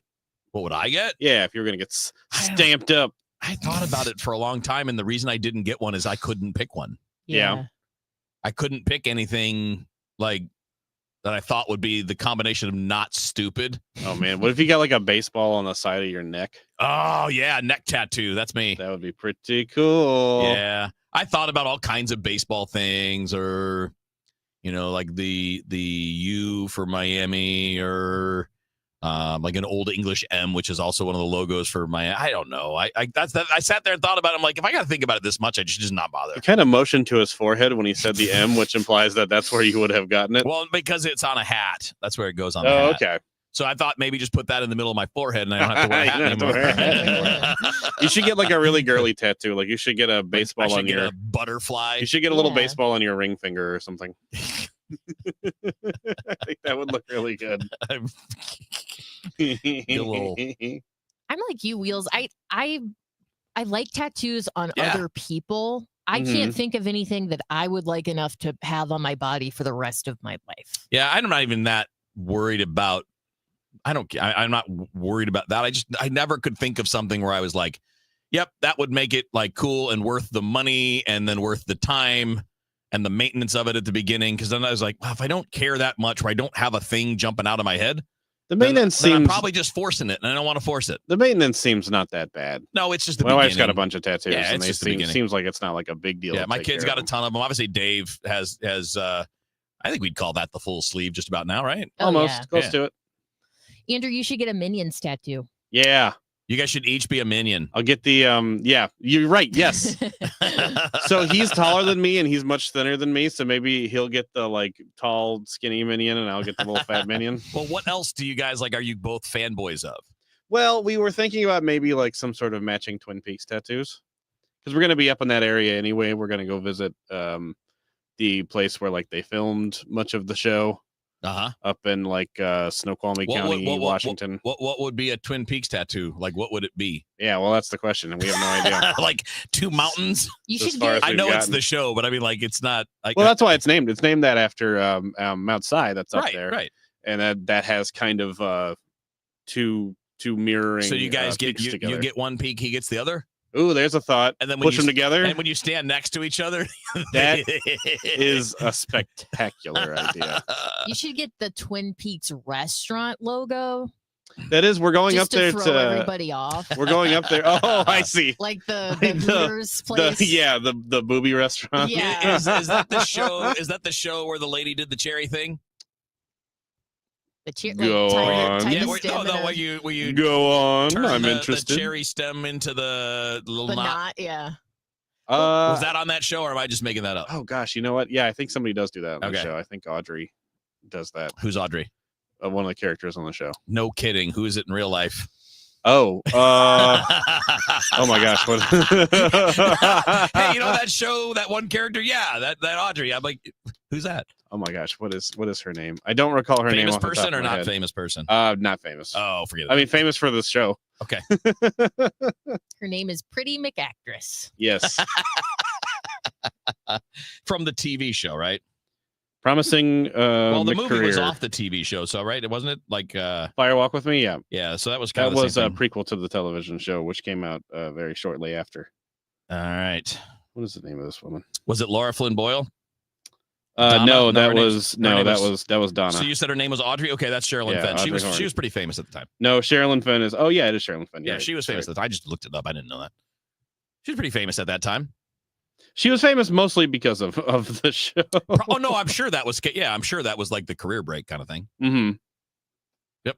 And then came the Oscars. No, they didn't. No, not much happened from there. So for old okay, other Sherilyn. than that, what else? Like, are we talking Star Wars? He was Are we saying talking maybe a Simpsons tattoo. Oh, So all right, I liked a Simpsons tattoo, and Eric liked it too, but he showed it to his friend Jameson, who's a big snob for tattoos. Which, like, Jameson's got some good tattoos, but he's got some ones that are questionable too. I don't know if Jameson is the most, know, I don't understand why Jameson is calling the shots on this. because Jameson's cool, and Eric thinks he's cool, and so when he's like, "I think that's a bad tattoo," Eric's like, "Oh, I can't get it." Why does your brother sound like Napoleon Dynamite? Oh, I can't. Because that is what he sounds like. It's like, oh, I can't get the tattoo now. Oh, he's like, gosh. And he was like, Eric, you're just jealous that I've been chatting online with hot babes all day. In this scenario, is Jameson Uncle Rico? Yes.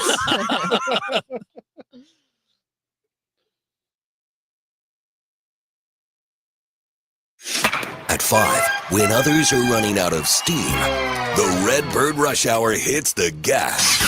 Kevin Wheeler, Matt Pauley, and Bernie Miklasz bring sharp analysis, fresh insight, and no recycled takes. Real baseball talk for fans who know the game.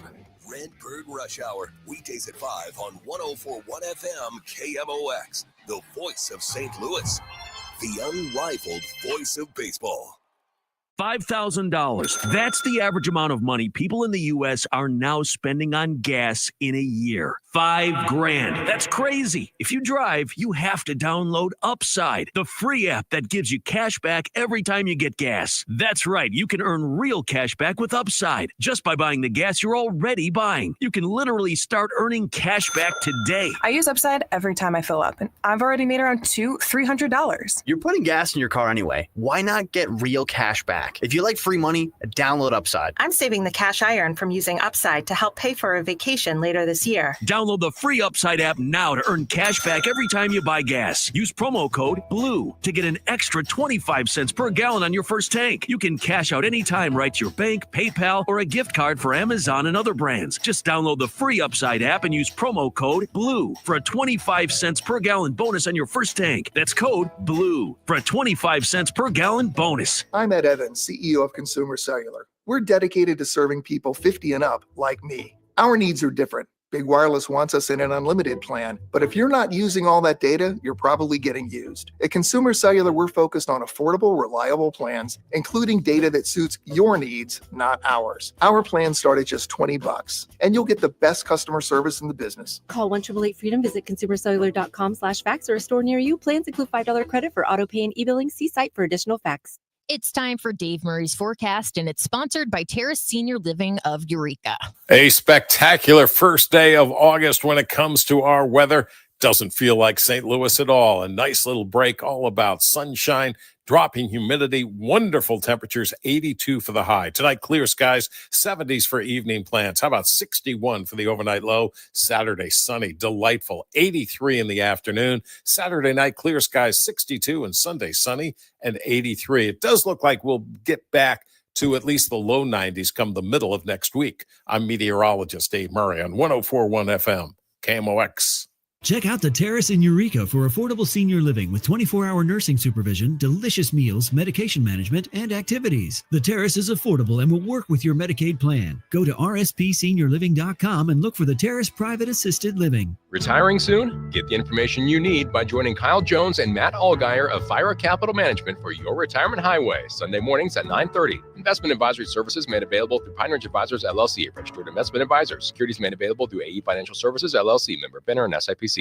Tonight, the Cards, the Padres. Ameren Total Access 745. Cardinals Radio, 104.1 FM, KMOX.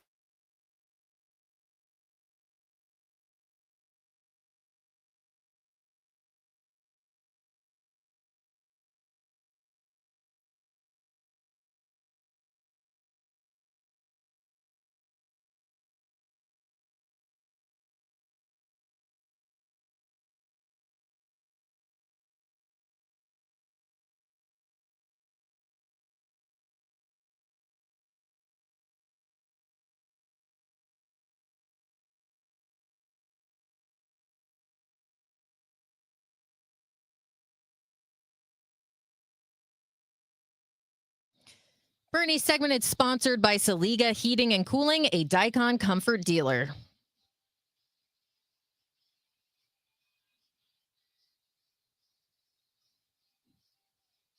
All right, it's Friday on DGS. Dave, day one of the vacation. He'll be out next week as well, so we'll take care of business and keep things as normal as we can. Three of us hanging out here, and, of course, 2:30 on Friday. Our regular guest is our friend Bernie Miklasz. Bernie, how you doing, man? Welcome back, Wheels. I missed you, buddy. Thank you, man. I missed you guys, too. I missed getting all the good baseball talk in, and I popped in here and there, but you know, I spent most of the last 3 days either lifting things or driving in a car. So I caught up at night when I had the downtime, and I got the chance to listen to all the deadline coverage yesterday in the car. So that worked out okay too, as I was able to stay on top of things. But man, No big shock from the Cardinals, Bern, and I know you've talked about it with the gang, so I don't want to revisit too much of it. But for DGS listeners, since this is the first time on DGS since the deadline, any strong reactions? I mean, the guys we knew were going to go. I saw that I saw your video today, and obviously some of the stuff you posted on social media and on YouTube in the last couple of days as well. Just talking about maybe missed opportunities on some of the guys that were under control to start clearing some lanes. Yeah, I mean, I've got mixed feelings in a way because what we don't know kind of bothers me, because we fully expected, these three moves. Right. But and let me just go through this list really quick. But did they have an opportunity to move Jojo Romero for a really good return? We don't know. Did they have an opportunity? John Mozeliak acknowledged that teams were just, really coming at him for one of their left-handed bats, and Cardinals have a lot of left-handed bats. He basically said we weren't going to make the trade with any of those guys unless we were blown away by the offer. But what does he consider being blown away by the offer? I mean, did he turn down a really good trade or two because he, number one, overplays his hand, number two, overrates his own players? And we've seen both of those things happen. So I'm not sure what could have been. I mean, all we have left is what they did. And what they did is okay. I have no problem with the prospects they collected. No. I love all these instant experts who can tell us on the day of the trade whether a 20-year-old prospect who probably won't be in the majors for 3 years, whether it's a success or a failure. Why don't we let the kids get to the major leagues, and we can kind of figure that out anyway. And the other thing is, as I said in my video today, final thought on this. Maybe this is for the best, because I very much would prefer Chaim Bloom to make these trades. If they're going to move any of their veteran players, I'd very much prefer to have Chaim Bloom doing that. It'll be much easier to do in the winter because he's going to have plenty of time. There's no pressure. He can talk to as many teams as he wants, and those teams will be very happy to talk to him. I think he'll be well received by his colleagues in the industry. Amen. And again, there's the work that we're talking about, clearing up, some of the glut, because what you really have at the moment are 11 position players for 9 spots, and the conglomeration of that 11 is not good enough, right? I mean, like, if it were great, you'd live with it and just say, we'll figure it out. But it's not been great. It's been really erratic and up and down, in part because of the construct there. So in the offseason, they'll have the opportunity to clear that up. And in the short term, I joined Matt Pauley from the car last night on Sports Open Line, and we were talking a bit about making sure that in these final 2 months that a guy like Nolan Gorman is going to play every day, and how you're going to go about it, and what does it mean? Well, with the news today of Nolan Arenado going on the injured list with a shoulder, sounds like it's related to what was happening with him a few weeks ago, and everybody may remember he missed 3 games with a shoulder impingement earlier in the month. He's had a terrible month of July, and I don't think that that's a coincidence that terrible level of performance is linked to some of the physical things he's been dealing with. Well, that's right. And I also, the only thing I'll say to that, I agree with you totally. But what I don't want to hear is when he gets back, right, and he has a good game or two, where the guys, especially in the TV booth, are going to be, like screaming and hollering as if, like, oh man, he's back. Oh, this is the Arenado we know and love. No. His offense, for all intents and purposes, is dead, and that doesn't change if a guy has a good week. So, Wheels, I want to ask you about this, because you and I have talked about it. We talked about it before all of this. We all know Nolan Gorman needs to play. That was supposed to be one of the big deals about the runway season, and Nolan Arenado made that impossible by vetoing the trade to Houston. So, how much will he play? And I'm talking about Arenado. How much will he play? I mean, Arenado could have been out of here and in a better place for his goals, but he chose not to take that trade to Houston, and Houston's got a great team. Yeah, I would say not as much as he's used to would be my answer. I mean, yeah, man. Yeah, right. So, and it's a complicated thing, because I'm not going to sit here, and I know you won't either, and pretend that this is easy. It's not.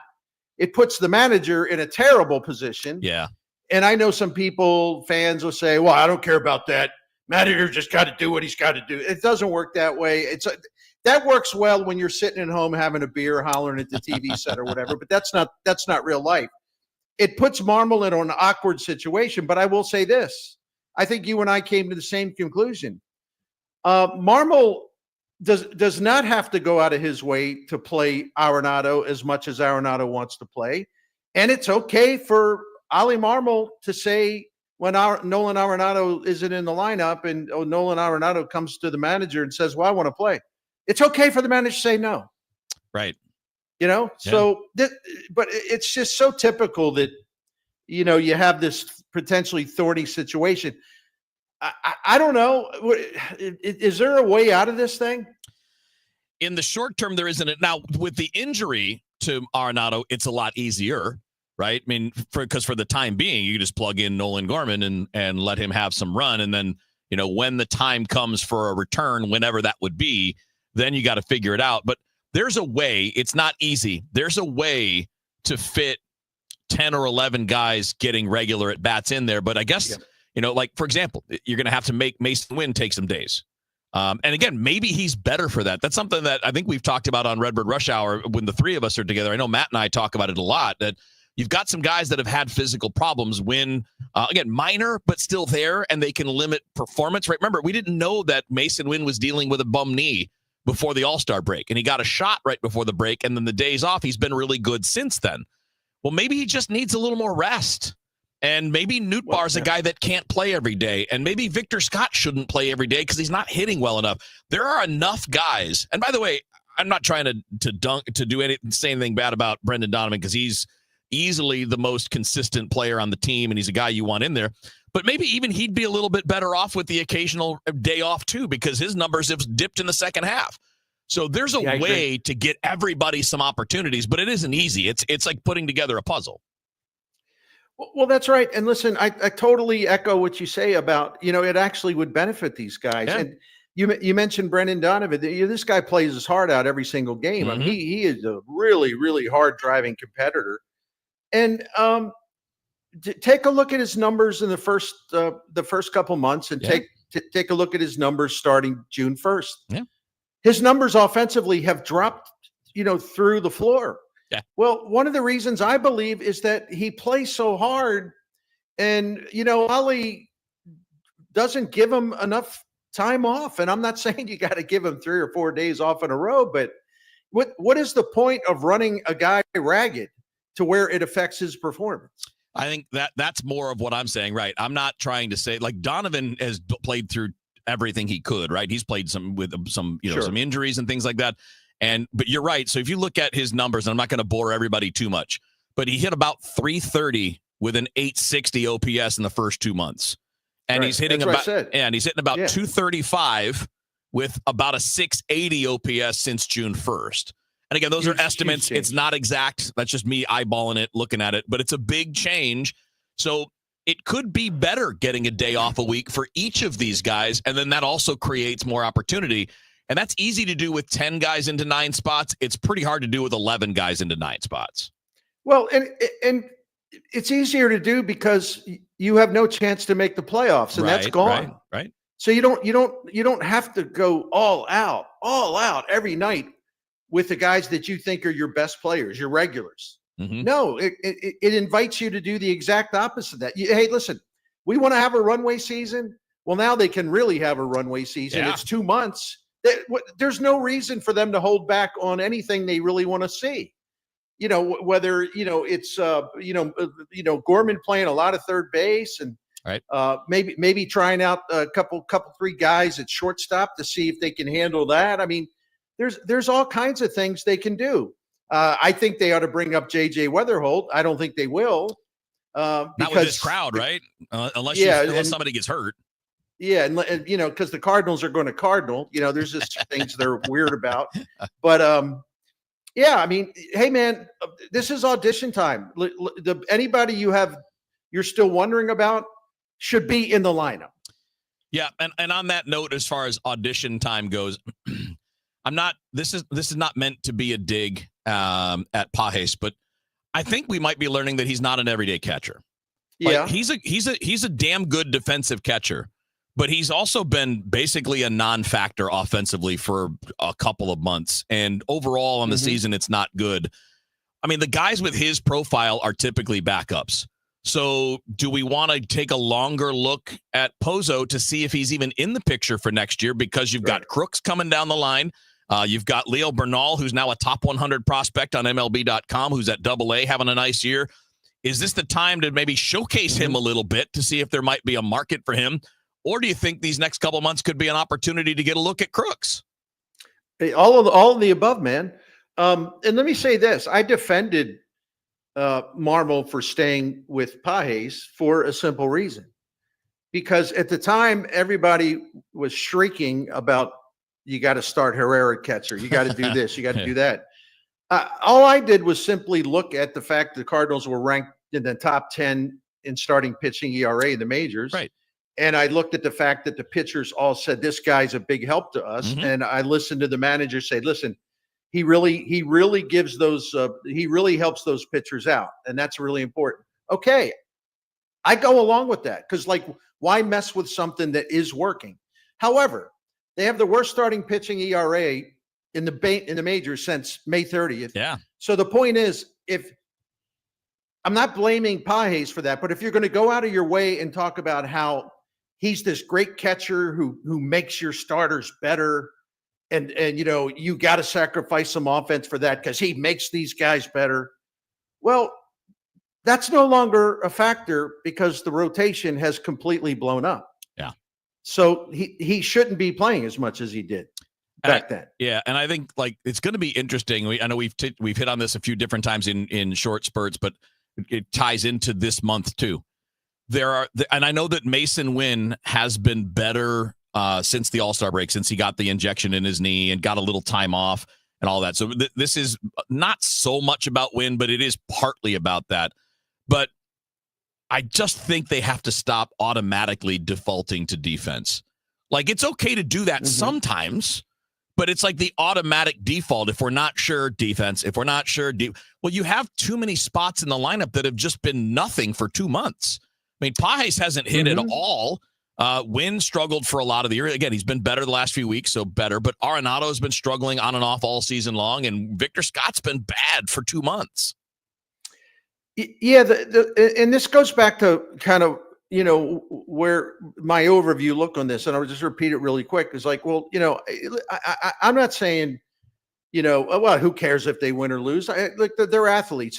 Everybody down there wants to win. I get it. But, once again, you don't have to prioritize defense, to your point, the way that they have, very rigidly, very stubbornly, because again, these next 51 games that are left, I mean, it's kind of like free money. I mean, you can kind of do whatever you want. Yeah. You don't have to worry about the standings, right? Yep. And I know what the Cardinals think, and this kind of frankly makes me laugh. It's like, well, we gotta, we want to keep our fans, watching us. We don't want more fans to go away. Well, it's a little too late for that. I'm sorry, all due respect. So try to do what's right for the team, and that's to play as many guys as you can that you really want to find out more about them. Absolutely, 100%. And we've got more of this coming up, by the way. So it'll be the two of us and our buddy Matt Pauley from 5 until 6 tonight on the Redbird Rush Hour. We're going to talk about sorting out the bullpen and kind of reinforcing some of these other big stories as we get into these final 2 months. So there's everybody's tease to stick around or come back one way or the other from 5 to 6 with the Redbird Rush Hour. But before we say goodbye, Bernie, tell us about your friends at Saliga. My pleasure, Wheels. Saliga Heating and Cooling is a Daikin Comfort dealer. It's been taking care of St. Louis families since 1927. We're one of those families. We've been calling Saliga, our friend Dan Saliga, for 16, 17 years.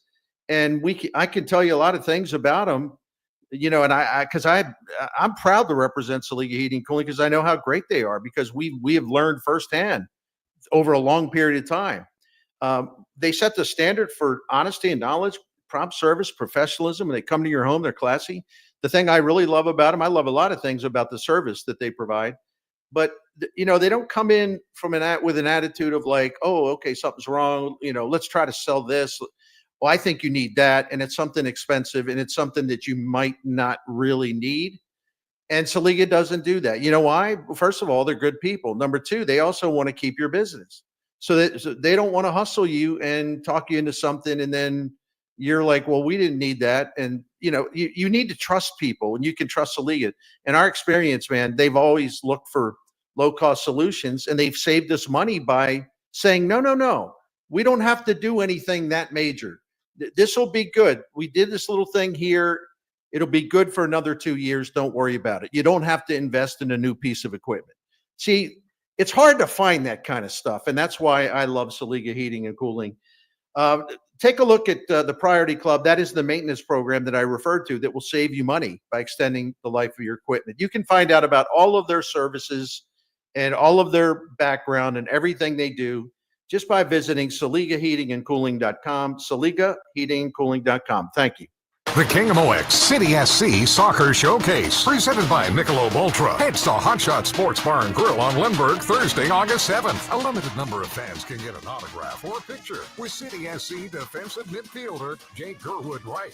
Register to win great prizes. Enjoy great food and a cold drink. Hot Shots on Lindbergh, the place to be Thursday, August 7th from 6 till 8 p.m. for the City SC Soccer Showcase, presented by Michelob Ultra. For more info, KMOX.com/events.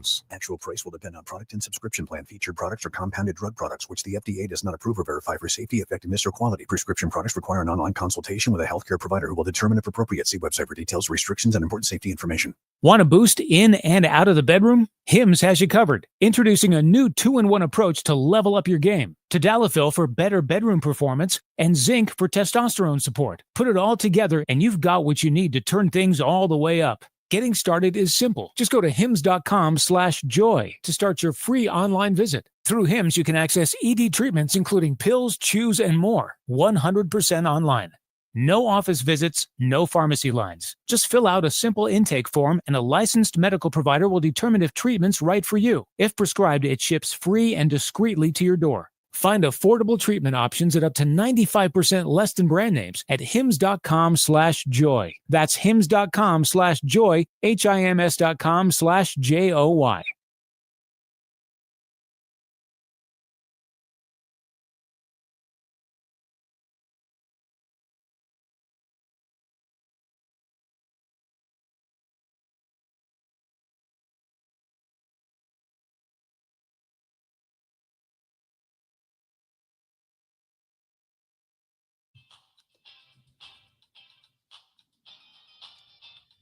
All right, TGS on a Friday. Dave is on day one of vacation. He'll be out next week as well. The rest of us will try to keep things from sinking. Man, I got to tell you, this INXS, this record when it came out, was probably the most bootlegged cassette tape, I think, amongst high school students. Like, it's back when you had the dual cassette player and you could record from one to the other, and your buddies would be like, give me a tape and I'll copy it for you. Whatever. I didn't really want the INXS one, but man, it was everywhere, just everywhere. That's such a big deal in the late 80s, early 90s. Man, that's I feel like I keep saying on the show, like, kids these days will never understand, but they truly won't understand what it was like to have your friend, make you the tape or burn a CD for you, or even just burning your own CD to listen to while you drove around in your car or something. Now everything's just at your fingertips, and that's great. You can still make playlists and stuff, but there was something really magical about making your playlist, burning it to that CD, and having that physical piece of media. It was a lot harder though. It was. I mean, you had to earn it a little bit. You did, and you became more like intimately familiar with the songs, because it's like, all right, the CD's over. I guess I'll listen to the same CD again, because that's the CD I have on me now. That's great. Okay, for this segment, I want to talk about the internet and influencing, and sometimes the perils and pitfalls that come along with that. I said earlier in the show, I complain about the internet, but I love living in a time with the internet. That being said, there is stuff that comes along with it that is less than savory, that can really stress you out, especially if you're an influencer and you're dealing with some kind of backlash. There is a fitness influencer. His name is Joey Swole. Mm-hmm. He's quite popular. He calls himself the CEO of Gym Positivity. And what he'll do a lot on TikTok is he will call out people who aren't acting right in the gym. That's his whole thing. Right. And he kind of just tells people the way it ought to be. Pretty universally liked from what I understand. Until earlier this week, he posted a tribute to Hulk Hogan following his death. I guess, growing up, Hulk Hogan was a big influence on him, and he posted about him. And a bunch of his followers got upset because Hulk Hogan was definitely not a perfect person. No. Had plenty of He got himself into controversy. some trouble. Yep. Absolutely. So they begin to point this out to Joey Swoll. Joey then apologizes. He had actually dressed up as Hulk Hogan. And he ended up saying, I owe my followers, my community, and all of social media an apology. I didn't realize that Hulk had done all of this stuff. Wait, so the entire thing that he was being criticized for was because he dressed up as Hulk Hogan? Yes, which is, So he didn't say anything crazy. He didn't endorse any of the behaviors. Yeah, he didn't say, I love it when Hulk Hogan was racist. He didn't Right, say anything right. like that. Okay, but I think dressing up as him in tribute to him is kind of an endorsement of his behaviors. No, it's not. Yeah. No, it's not. I mean, so you better tell Matt Pauley that, because Matt Pauley wanted to play Hulk Hogan music on the day that he passed away. Yeah, I would have told him not to. I think no, but my point is there are a lot I got of in a people- fight with another host on a different radio station one time because they were going very, very hard on how wonderful Kobe Bryant was after Kobe Bryant died and how important Kobe Bryant was, and he's a hero and we should hold him up. And it actually got to the point where that person had to sit down with some management here at the company and go over some of the rape charges against Kobe Bryant, because I said that's not a good idea. He's not a good person and you should not praise him as such. And so I think when you give those kind of tributes to Hulk Hogan, I do think it's either number one, an endorsement of that behavior, or number two, ignorance of that behavior. That's what it is. Most people didn't remember it. I'm not going to lie. I remember it when I see it. But at the time that the day he died, it wasn't the first thing that came to my head. But if what these people are doing to Mr. Swoll are going, hey, maybe rethink this. He's a bad guy. Well, I don't think that's Is that all that's happening? Or I don't know. is it more than that? Joey Swoll went ahead and apologized. He's like, yeah, I'm really sorry. I didn't realize what I was doing. I apologize to the entire community. He continued to receive backlash after that. Yeah. I think he used some terminology in his live stream that I will not be repeating on the air. Okay, well, if he's using it, Well, yeah, I think it that's was a bit different. I didn't see it. I'm not going to pass judgment Okay. on the situation. But basically, he just kept receiving criticism for this. And he's come out and said, okay, I'm done posting. I'm not doing it anymore. I can't make anyone happy. The whole story is just interesting to me because it's Joey Swoll. I have no problem with this guy. Whatever. Yeah, I barely know him. I I've seen a barely couple know who he videos. Yeah. is. But your whole thing is calling out people on the internet who aren't acting right. And then you get called out for not acting in a way that a lot of people believe is right. And you kind of can't take the heat. Now you're not going to post anymore. If your brand live is by the sword, die by the sword, buddy. That part You is started correct. it.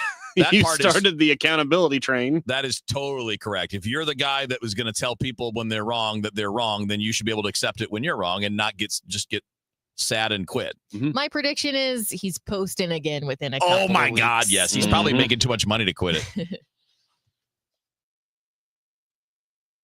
Do you know someone that deserves a new heating or cooling system at no cost? Lennox invites you to nominate a local hero in your community for Feel the Love and recognize someone who always gives back to others and just needs a little help to get their home comfort where it needs to be. To nominate a member of your community who serves others and deserves the recognition, visit www.feelthelove.com.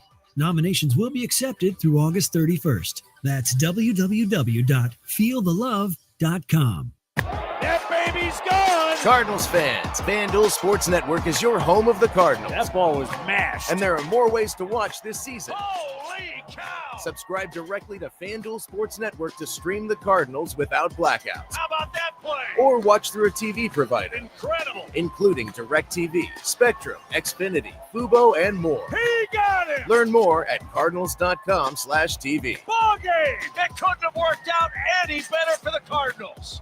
Don't get lulled into believing the IRS is getting soft. It's just the opposite. Hi, this is Lance Story with the Lance Story Law Firm. We are being told by IRS collection officers that their higher-ups are demanding that they get more aggressive than ever. So don't ignore them any longer. Level up. If you have unfiled returns, unpaid taxes, levies, or liens, call the Lance Story Law Firm today and let us get between you and the IRS. We'll protect your rights, including your right to appeal or even your right to take the IRS to tax court. Remember, IRS problems are legal problems, and they need to be handled by an expert attorney team who's done it for decades. So call the Lance Story Law Firm today. We're local. Our office is right here in St. Louis, or visit Lance, DRURY, law.com to schedule your free consultation with your local tax resolution law firm, the Lance Story Law Firm, 314-260-6120. The choice of a lawyer is an important decision and should not be based solely upon advertisements. Just hearing the word IRS can make people break out in a cold sweat. No one wants to deal with the IRS, and now you don't have to. The good news is Legal Tax Defense has been successfully negotiating with the IRS for more than 15 years. It doesn't matter how much you owe, whether it's $5,000 or $5 million. You deserve the best in the business on your side, and that is Legal Tax Defense. Even if you're working with someone else and just want a second opinion, there is no cost or obligation to call. They can prevent levies, liens, wage garnishments, even file back tax returns. And the best news about Legal Tax Defense is they won't take your case unless they know they will reduce or eliminate your tax debt. Call Legal Tax Defense right now for a free no-risk consultation. 800-979-3168. 800-979-3168. You have nothing to lose but everything to gain. 800-979-3168. This is a special notice to all U.S. taxpayers with back taxes to the IRS. Billions in tax relief is now being made available to struggling taxpayers, giving thousands, even tens of thousands of dollars in savings away to those who qualify. If you're facing wage garnishment, threatening letters, audits, liens, levies, or already in a payment plan, you can now expedite the resolution to your tax problem, end collections, and even qualify to reduce a large portion of what you owe. Stop IRS Debt has established a relief hotline for you to call to check what savings and options you qualify for. Dial 800-750-4198. With many people facing job loss and rising cost of living, these special IRS initiatives are designed to aid delinquent taxpayers with the relief that they need to get a fresh start. For a free consultation to see what savings you qualify for, call 800-750-4198. 800-750-4198. 800-750-4198. Mid-America's most trusted voice for news. KMOX AM St. Louis. KMOX FM Hazelwood. Always live on the free Odyssey app. At 3 o'clock, we've got sunshine. It is 81 degrees downtown at the Arch. Paychecks are still being cut for former Comptroller Darlene Green, but she hasn't worked for the city for months. The paychecks are being cut as if Green is currently employed by the Budget Division. Green lost her re-election campaign to new Comptroller Donna Barringer this past spring, who says this is on the Department of Personnel, which operates separate from the city. I did talk to the mayor and said that it is something that the city should look into, because we would not have known if the personnel department had put people back on the payroll that we were not aware of. Barringer says the city needs to look at modernizing its charter to bring the Department of Personnel under the city's purview.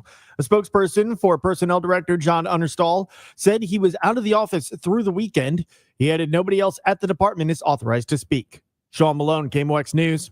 President Donald Trump said today he had ordered deployment of 2 nuclear submarines in response to highly provocative comments by a senior Russian official. CBS News national security consultant Jeff McCausland provides more insight on the clash of words between the two. Well, obviously, it's a provocative statement by the president and shows you a couple of things. One is that you use nuclear weapons frequently in diplomacy, and the Russians have rattled their nuclear saber periodically during the 3 years of the war in Ukraine. The second, of course, is the unique 21st century aspect that presidents now use social media to make announcements about things as important as the deployment of nuclear weapons. 32 years ago, the water was way up in St. Louis. And there to capture the Great Flood of '93 with his camera was freelance photographer John Fry, who's been shooting the city since the 1970s. He took pictures around the arch and Eads Bridge, where trains normally would be running. There was water. About waist high or so. It was up that high, if not higher, from the river into that. And people were coming down the steps, and they're standing there, and it looked more like not an ocean, but close to like, wow, this is more than the Mississippi that we're used to. It was August 1st, 1993. The flooded Mississippi and Missouri rivers were at record levels in St. Louis, flooding that covered 9 states. Stuart McMillan, KMOX News. Good evening, and welcome to the American Experience. I'm David McCullough. We like to think, we boast, we complain, that we live in a time of incredible technological change. And we do. We can't list all the programs funded by the Corporation for Public Broadcasting over the last almost 60 years, but this line has become an iconic part of American culture over that time. Funding for this program was made possible by the Corporation for Public Broadcasting and by annual financial support from viewers like you. CPB got its first federal funding in 1967. In 1969, Fred Rogers testified before the U.S. Senate Commerce Committee to try to persuade members not to cut it back and talked about Mr. Rogers' neighborhood. I end the program by saying, you've made this day a special day by just your being you. There's no person in the whole world like you, and I like you just the way you are. Skeptical Senator John Pastore reacted. I think it's wonderful. Looks like you just earned the $20 million. But now, all these years later, the end has come. The Corporation for Public Broadcasting says it will begin an orderly wind down. This just in, the ATF says multiple people have been shot at a Montana business and authorities are searching for a suspect. The KMOX Business Desk, President Trump today had his team remove the head of the agency that produces the monthly jobs figures after a weak report showed hiring slowed and was much weaker in April and May than previously reported. Mr. Trump, in a post on his social media platform, alleged the figures were manipulated for political reasons and said the director of the Bureau of Labor Statistics should be fired. Senate Minority Leader Chuck Schumer. Of course, that's very bad news for the economy. But what does Donald Trump do? Instead of trying to fix the economy, he shoots the messenger. The woman he fired, the head of the Bureau of Labor Statistics, passed this Senate 88-8. Vice President Vance voted for her. Let's get an update of the St. Louis Business Index. Here is Stifel's Scott Bedell. Scott. Happy Friday and good afternoon, everyone. As heard earlier on KMOX, a poor employment report released this morning at 7:30 Central Time set the stage for a broad sell-off in stocks on this final trading day of the week. At the close, the Dow Jones Industrial Average fell 542 points, or 1.25% to 43,588. The Standard & Poor's 500 index dropped 1.6% to 6,238, while the NASDAQ Composite Index lost 2.25% to close at 20,650. The Bloomberg St. Louis Stock Index did not escape the decline as it fell 2.25% to 1,551. Weighing on the performance of that index, Emerson Electric fell 2.5% to $141.78. Stifel Financial slipped 2.5% to $111.17, while Reinsurance Group of America lost just about 8% at $177.33. Just a couple of stocks on the upside. Ameren gained 1% to $102.11, and Bayer Corporation up 4.5%. They close at $8.09. For KMOX, this has been Scott Bedell from Stifel Financial, member SIPC and New York Stock Exchange. Have a good weekend, everyone. We'll talk to you on Monday.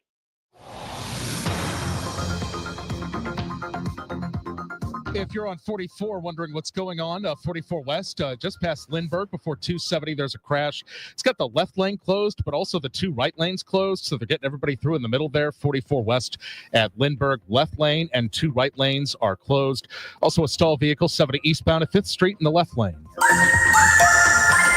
We have a string of top 10 days on the way, but summer is not over. It does look like temperatures will start to creep back up on us starting Wednesday of next week. But until then, let's enjoy all about sunshine, wonderful, a drop in the humidity as we go through our Friday, 82 for the high. Tonight, clear skies, wonderful, 61 and comfortable. Saturday, sunny and nice, 83 degrees. Saturday night, clear skies, 62. Sunday, sunny and 83. Sunset should be pretty good over the next several days. Some of that Canadian smoke will be dropping down over the middle of the country thanks to our northerly flow. I'm meteorologist Dave Murray on 104.1 FM, KMOX. Sunshine 81 downtown. I'm Michael Calhoun, KMOX News. The Dave Glover Show is sponsored by the Michaels Flooring Outlet, the flooring experts. IGotFloored.com.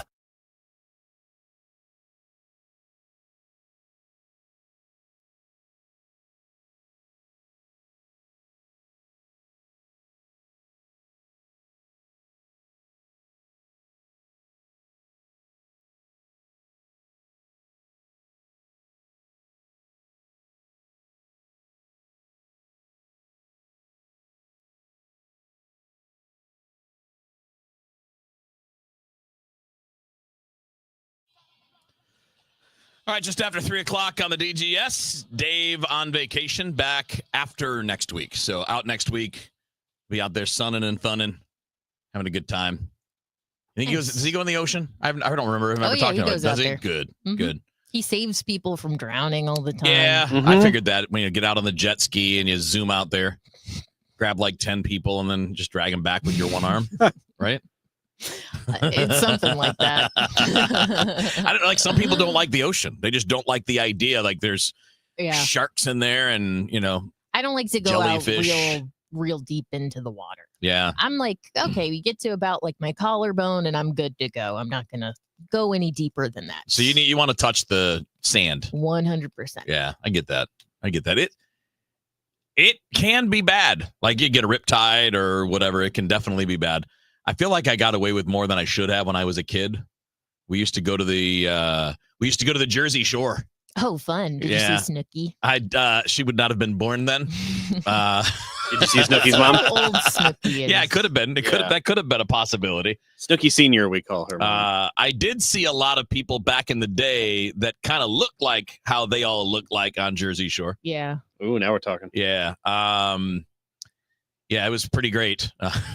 No, we used to go there all the time. My mom's family is from Philly, and that's where you go in the summer. You go to the Jersey Shore and you go hang out. And maybe it's just my kid memory. Like when you're 11 or 12, things seem like you think you're further out than you really are. But we used to go out by a buoy and then try to catch waves to ride them in. Like these 4-foot waves that are really not going to take you anywhere. But it was just I always loved being in the ocean. I always thought it was fun, and I still do. And the bigger the waves, the better. Love getting smacked. There's something very peaceful about being at the ocean and just looking out over the water, and there's no end in sight. It's a very nice feeling. Yeah. So I hope Dave has a great vacation and comes back be a good time. Rested and happy. That's what it's all about, right? Mm-hmm. Get out there and chill for a little bit. All right, so I saw this earlier today. You guys, I don't know if you have it on a note anywhere. Maybe I shouldn't steal this. Maybe we should just do Flashback Friday. Okay. And if this thing is in there, we can talk about it. And if it's not, I will bring it up at the end. Okay. Ooh. You want to do Flashback Friday right now? Sure. Yeah, let's do it. Okay. Yeah. August 1st, back in the day, let's jump back 89 years ago in 1936.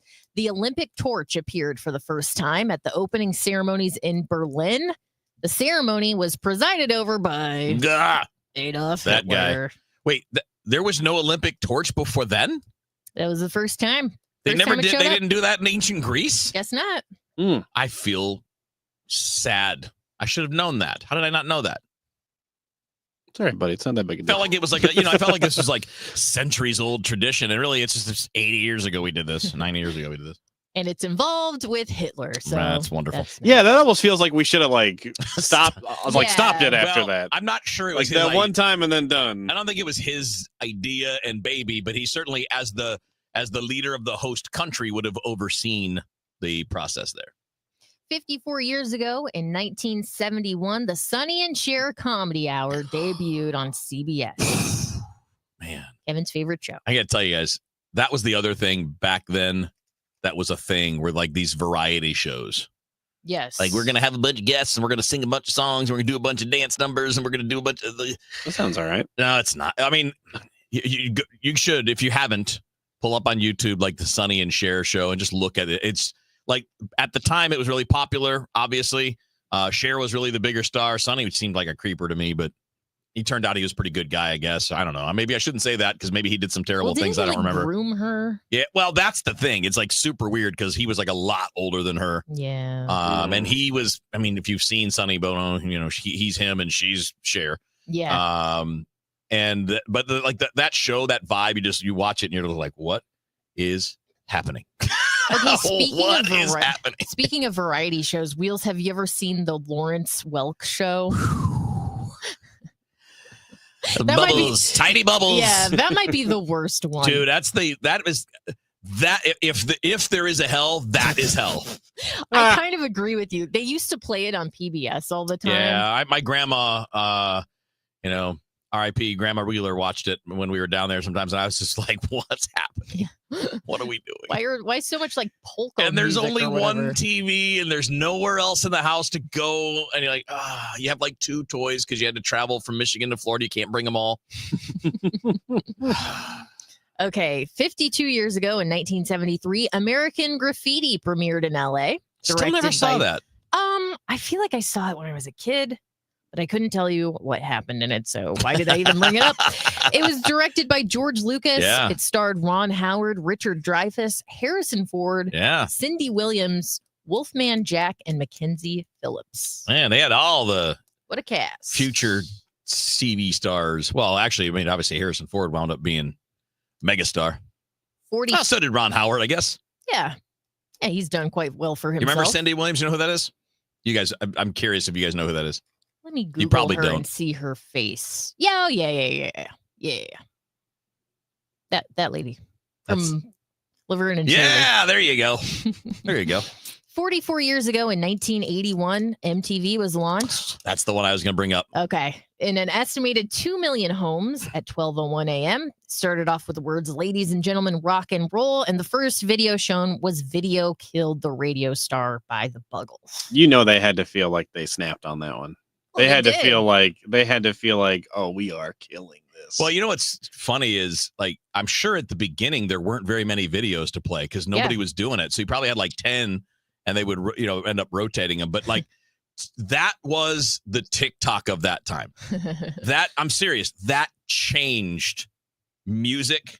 It changed how you saw musicians and your favorite stars, because you actually saw them. Like, think how crazy this is, that you might catch them on like a Top of the Pops show in London or something like that. You might see that on TV. You might see like on Ed Sullivan or something. But for forever, the only time you would see your favorite like rock stars, entertainers, music was like when you went to the concert. Mm-hmm. And now all of a sudden the videos are there and they're like little movies, and some of them are stupid and some of them are actually good. That was as addictive to us at that time as TikTok is to people now. Wheels, I don't know if this was, I think this was VH1. So, Yeah. But did you watch Pop-Up Video? Do you remember that? No, because VH1 played lame music. Okay. And, I mean, at least that was my view at the time. And MTV was where you could get the cooler music. What's the delineation there? What's lame music? Well, like that was more like adult music, like grown-ups, like, adult contemporary versus like pop music, rap, rock. That was more MTV. Pop-Up Video was cool, though. They have this up on YouTube. You can still watch it, but it was just like they would play the music videos and then they would have little pop-up facts. Right, throughout about the video. right Kind of about what's fun. going on, like what's this, like who this person is, or why Mhm. this thing is here or whatever. Yeah, that was the thing. I don't know that my perception of VH1 was actually accurate, but that's how I felt about it back then. Great. Back to Flashback Friday. 39 years ago in 1986, Howard the Duck was released, produced by Lucasfilm. Have either of you seen Nope. this? Yep. I refused because it just looked stupid. was actually the second Marvel movie ever Was it? after a Captain America's I didn't know that was a serial that Marvel ran for movie. 15 episodes in theaters back in Yeah, 1944. Howard the Duck is not necessarily like a superhero, but he's a comic book character. I did not really realize that. Yeah, I don't remember at the time. I know it was a big deal at the time, and Leah Thompson was a big deal at the time, but I remember seeing that and going, it's a movie about a big duck. I'm not going. 31 years ago in 1994, Michael Jackson and Lisa Marie Presley confirmed they had secretly gotten married 11 weeks earlier. They did get divorced in August of 1996, but continued to date on and off for 4 more years after their divorce. Wheels, I have a question for you. My entire Michael Jackson memories, he died when I was 17. Wow. I think we might have been in college. It was right after I graduated high school, I'm pretty sure. Okay, so yeah, it was 08 or 09. Wow. What was it like just for you as a young adult witnessing something like the Lisa Marie Presley marriage? Was he just all over the tabloids at all times? By that time, it had seemingly started to go, to my view, he had gone off the rails by then. Okay. That was before anybody knew about the accusations of, messing with kids. That was before that time. But, at that time, there were always people that were just people were saying that was a sham marriage. We're a little suspicious of this. Just seemed weird. When they interacted with each other, it seemed weird. I don't know, almost like two actors that have no chemistry. Okay. It was really, it seemed awkward and odd when they were together. And if you Google it, I'm sure you'll find it. There was this famous kiss between them on camera, and it looked like she was but that at that time he had started not from a music standpoint, if I remember right. He was still making hits and all that. At that time was when people were like, man, that's not the Thriller Michael Jackson that I remember. But there was a period of time where he was literally everything. He was everywhere. Yeah. He was as big, probably bigger just because there weren't as many options. He was bigger than Taylor Swift is as far as impact on day-to-day culture and music and everything else. 29 years ago in 1996, MTV launched MTV2.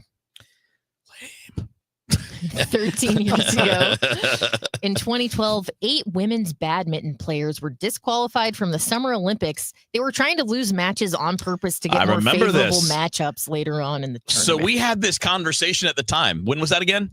2012. 2012. Yeah, I actually talked about that on Sports Open Line. In 2012, and I actually argued that that's not cheating. I agree with you. You're trying to win the gold medal, and doing what it takes to win is not throwing a match it's strategy. I fully agree with you.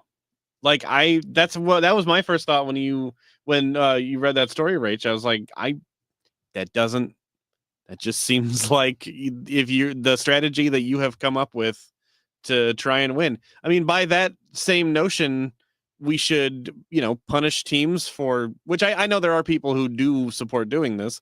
Well, I don't think we should punish teams for tanking, for example. In basketball, you might tank to try and or football, you might tank to try and get a better draft pick in the upcoming draft because, worse teams tend to have better odds at getting better picks. Wheels, do you remember, did they catch them with text messages or something? Did they admit oh yes, we're trying to get a better spot? I can't remember exactly how they got caught, but it was something like that. Okay. The coach was overheard saying it, or maybe even said in an interview, yeah, we like this matchup better. And it was something really and I remember being really mad that they're actually treating that like it's cheating. That's not at all. Your duty is to advance and try to win. I don't see, Andrew, you couldn't be more right. Sitting your quarterback in the last 2 weeks so you lose a couple games to get a better draft pick. Or, a Major League Baseball team, I'm going to save my starting pitcher for game 1 of the playoffs. So I might lose a couple of regular season games because I'm saving him and not using him. Who cares? The whole point is to win the big deal. Let's do one more flashback Friday here. 11 years ago in 2014, Guardians of the Galaxy was released in theaters. Good movie. When you get hurt, you don't want to end up on the injured list. You want to get back in the game, stronger than ever. At Morgan & Morgan, America's largest injury law firm, we fight for you, making sure big insurance doesn't throw you a curveball. With over $25 billion recovered, we're the home run hitters you need. This is way out there and gone. Morgan & Morgan, for the people. Proud sponsor of the St. Louis Cardinals. Injured? Visit forthepeople.com for an office near you. At CertaPro Painters, we know that a happy place comes in many colors, like ones that inspire a sense of wonder, or a new flavor that makes life just a little bit sweeter, or one to celebrate those moments that lift you to new heights. We can reawaken any space to make your happy place your home. CertaPro Painters. That's painting happy. Each CertaPro Painters business is independently owned and operated. Contractor license and registration information is available at CertaPro.com. Do you know what went down at the Viper Room the night River Phoenix died? Are you aware of how Steve McQueen escaped death at the hands of the Manson family? But what about the real-life brutal murder that inspired David Lynch's Twin Peaks?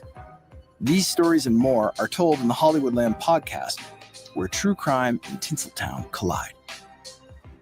Follow and listen to Hollywoodland wherever you get your podcasts. I'm Ed Evans, CEO of Consumer Cellular. We're dedicated to serving people 50 and up like me. Our needs are different. Big Wireless wants us in an unlimited plan, but if you're not using all that data, you're probably getting used. At Consumer Cellular, we're focused on affordable, reliable plans, including data that suits your needs, not ours. Our plans start at just $20, and you'll get the best customer service in the business. Call 1-888-FREEDOM, visit consumercellular.com/facts or a store near you. Plans include $5 credit for auto pay and e-billing. See site for additional facts. Now is the perfect time to start on your next success. Apply now and save with no application fee. Classes start August 13th. An accredited state university, University of Maryland Global Campus, offers online and hybrid courses. Plus, you can earn up to 90 credits toward a bachelor's for prior learning and work experience, or transfer up to 12 credits towards a master's. Learn more at umgc.edu. Certified to operate in Virginia by Chevy. Baby's gone! Cardinals fans, FanDuel Sports Network is your home of the Cardinals. That ball was mashed. And there are more ways to watch this season. Holy cow! Subscribe directly to FanDuel Sports Network to stream the Cardinals without blackouts. How about that play? Or watch through a TV provider. Incredible! Including DirecTV, Spectrum, Xfinity, Fubo, and more. He got it! Learn more at cardinals.com/TV. Ball game! It couldn't have worked out any better for the Cardinals. You asked, we delivered. KMOX, now on FM. Crystal clear sound at 104.1 FM.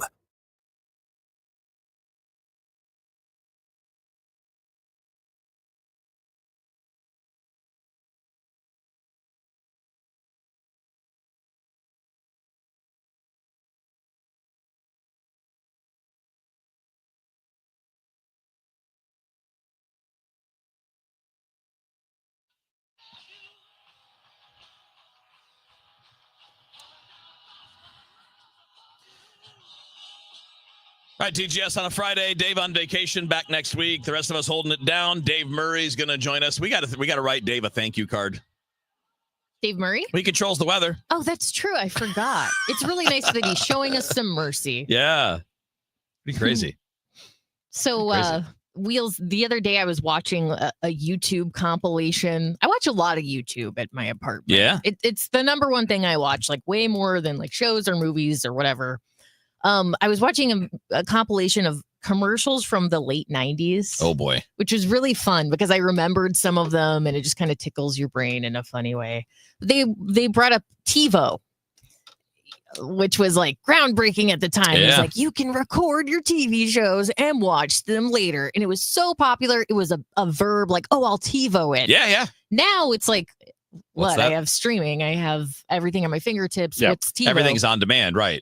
Right. But I'm just wondering, like, is there anything we do now that you guys think will go the way of TiVo in the next couple of years where it's like, well, that is no longer relevant at this point? Might be kind of a hard question because it's hard to predict the future. No. I mean, it's a good point because, well, that one, you went from needing to like physically put a VCR tape into a VCR, and then you could program your VCR to record at a certain time on a certain channel. But yeah, I think you had to have your receiver on that channel or something. It was really complicated to like, okay, now I can just record it automatically and do it digitally. And now you don't have to record anything because you just go watch it on demand. Boy, what will be like that? That's a great question. Well, also think about how much something like Netflix has changed. Yeah. Like when that came out, it was like all you have to do is you write in and you tell them which DVDs you want, and they'll send you like 5 DVDs at a time. And then you watch them and you mail it back. And now it's like, what? I have the whole library right here. I said library. Weird. Did you say library? Matthew on the stream says, I still have a lifetime useless TiVo subscription. Stinks. Yeah, that's a good question.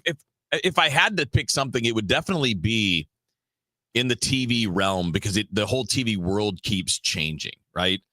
I almost wonder if at some point it's going to stop being individual services and they all just, well, not all, but like the big companies are just going to buy everything up and put them all together. I don't know.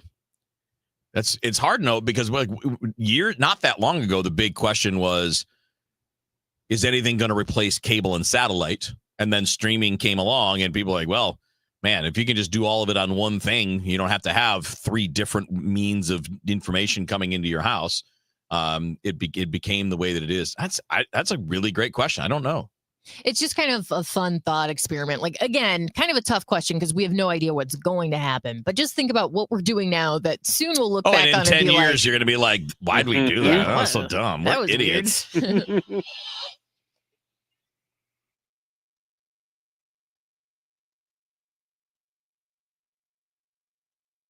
Do you owe $10,000 or more in credit card debt or personal loans? With credit card debt at all-time highs, Debt Relief Advocates is urgently notifying consumers of debt relief now being made available, designed to aid consumers with out-of-control credit card debt. Those who qualify and enroll for this relief program will only have to pay back a fraction of what they owe. This is not bankruptcy or a debt consolidation loan. This is a relief program that credit card companies would rather you not know about, as it ends your debt nightmare and saves you lots of money. Consumers owing at least $10,000 in credit card debt or personal loans can now take advantage of this debt relief as the cost of living skyrockets. Debt Relief Advocates has established a relief hotline for you to call to learn what debt reduction you may qualify for, so don't wait. For this free information, call the Relief Hotline at 800-390-1164. 800-390-1164.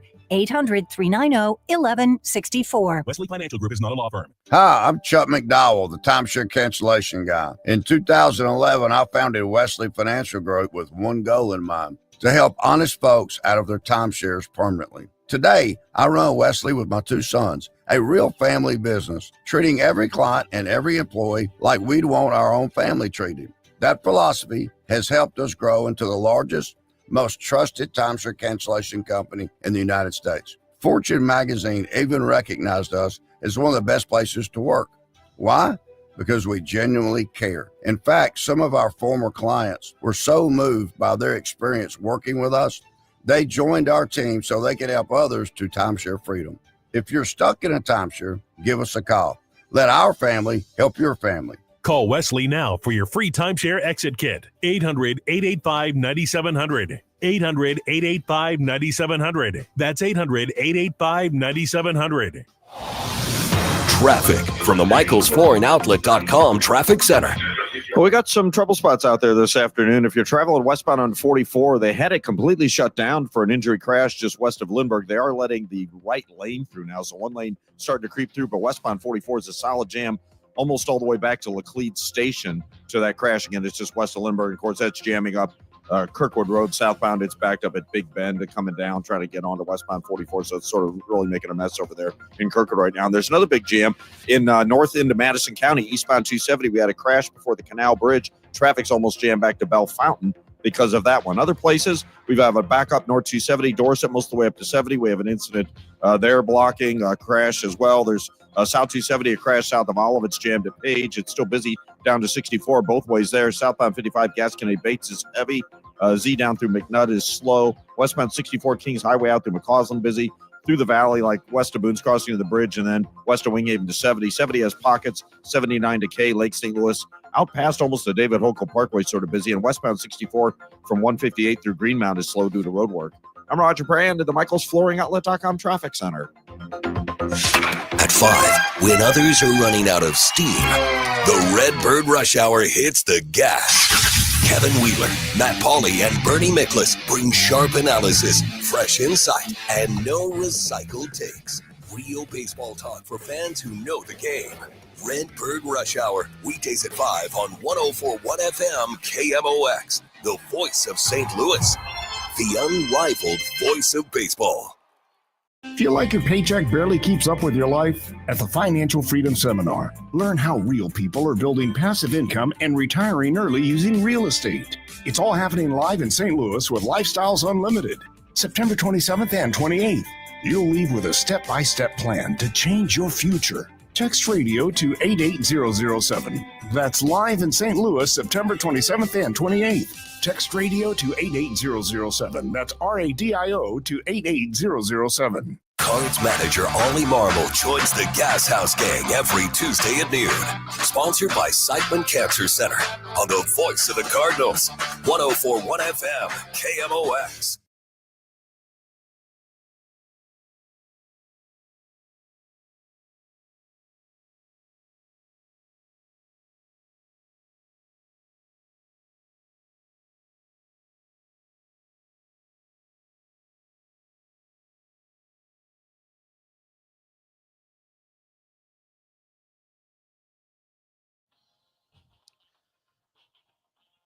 All right, Friday on DGS. Dave is on vacation. The rest of us holding it down. The other Dave is not on vacation. Although I guess we could argue that Dave Murray is always on vacation. Yes. You don't even have to argue that. Dave, I figured this is in the interest of just general fairness and justice.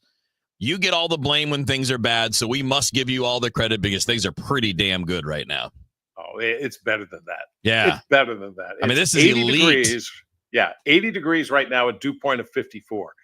In August, first day of August, if you could say, yeah, you know what, the first day of August, we're going to be 80 and a dew point of 54, you go, there's no way. No way at all that's going to happen. But it's great. It's fantastic. It's fantastic. Now, there is the only downside, and it's not really a downside. There is some of the, because we have a northerly flow, there is some Canadian smoke in the upper atmospheres from all the wildfires up there that seem to be burning all the time now. But you may notice a nice sunset. You not going to smell it at all, maybe some haze, but it's not going to work its way to the ground. So it's not really a concern at all. 83 tomorrow, sunny, nice, comfortable. 62 Saturday night, Sunday 83 again, sunshine. Monday partly sunny, 83. We should touch 90, 91 degrees by about Thursday of next week. Nothing 90 plus until then. Also, I know you'll be up early, 6 a.m. Venus and Jupiter bright in the east-northeast sky over the weekend, right around, actually it's around 5 a.m. It's right before sunrise. Yeah, see, 5 a.m., I'm more likely to be still up as opposed to getting up. Yeah, but if you're going out to pick up the newspaper or something, take a look in the east-northeast sky. That's for everybody listening because knows I'm not going to do that. Remember a newspaper? Remember what newspapers are? Yeah, when you've been out at the end of the driveway or they got tossed out of the that. porch. Yeah, I love that. Do you? I love that. Good ritual, like just a good daily ritual. It's a good, I let the dogs out. They go take care of their biz, and well, now we know who let the dogs out. About a year ago, Rain used to always bring the paper, and she's like, I don't need to do that. She's retired too. Yeah, that's right. I've been doing this way long for you. Pick it up yourself and bring it in. She's like, you're retired. I'm retired too. Dang it. Just figure out, I've done. I wonder if, we think about how many times you've given. How many times do you think you've given a forecast? I mean, if you think it's an impossible number, right? It's an impossible number. It's an impossible number for Rain too. Oh yeah. I thought she would teach Snowflake how to do it. Yeah. But there were so many years where Rain was, no, this is my job. This is my job. Snowflake is like, I'm not touching that thing. Just not touching it. So taught the opposite. This is mine, not yours. You go somewhere else. Right. Yeah. You find your own job. So how different are their personalities? Because we've had a couple of different quote unquote packs. In our life. We had a pack of 3, and you had one that was clearly the boss, and then one guy who was kind of like he didn't care, and then the other one was just the weird one. And again, in a good way, but just they were all different. And our 2 now are completely different. Are they different? Yes, absolutely. They're not different to the point of crazy different, but they're different. You know, Rain has always been the dominant dog until about 2 years ago when she started to age. And but every once in a while, Rain will go, "Hey, you know what? I'm still the queen of this house. Still the boss. Don't remember that, buddy. Don't forget it." And Snowflake is like, I don't forget that. I don't forget it. Yeah, it is. That's always. I mean, as a dog owner, it's always a fascinating thing to me to look at how they kind of find their niche in the pack, right? Like there's always room for some job or some part. And they kind of find their way into that role. And like our dogs, we had 3, and there were 3 of us, my wife, my daughter, and I, and they each kind of like picked a person. Like that was their person that they kind of hung around with. Like we had our first dog, American Eskimo, never left my wife's side ever. Always there, always following her around, except when our daughter was a baby and was just born. And then she kind of hung by the baby for a little while to make sure everything was okay. We got a big guy. He ended up picking me. And we were boys. We just go hang out and do dude things, and then, go to Hooters. I took batting cages. My dog. That was Max. I took him to work. He would sleep at my feet in the radio studio when I worked at Sporting News Radio, and never make a noise. He just loved being there. I'd take him to the softball games when I was playing. He'd just go anywhere and do anything. He was just chill. And then we had the other one that was Crystal, who was a little bit goofy, but like super sweet. She's just a little bit goofy. And she picked our daughter right away. They're like, all right, we drafted people and picked the ones that they wanted to hang out with. And right now we've got the 2, and the boy, he drafted Susan from day one. That's his lady. He is not going to, I have to bribe him with food to get him to leave her side. He says, hey man, that's my wife. Actually. Yeah. Like if I'm the only one around, he'll listen to me, but if she's around, I'm out. I'm lower. I'm not. Well, yeah, but he's little, so I can just pick him up and move him. Pretty great. Yeah, pretty great. How about some headlines, Rach? What do we got today? Yeah, headlines is brought to you by Schnucks. Reward yourself daily with the Schnucks Rewards app. I thought of you immediately, Wheels, because you're such a roller coaster fan. 23 people were injured after an amusement park ride snapped in Saudi Arabia. Oof.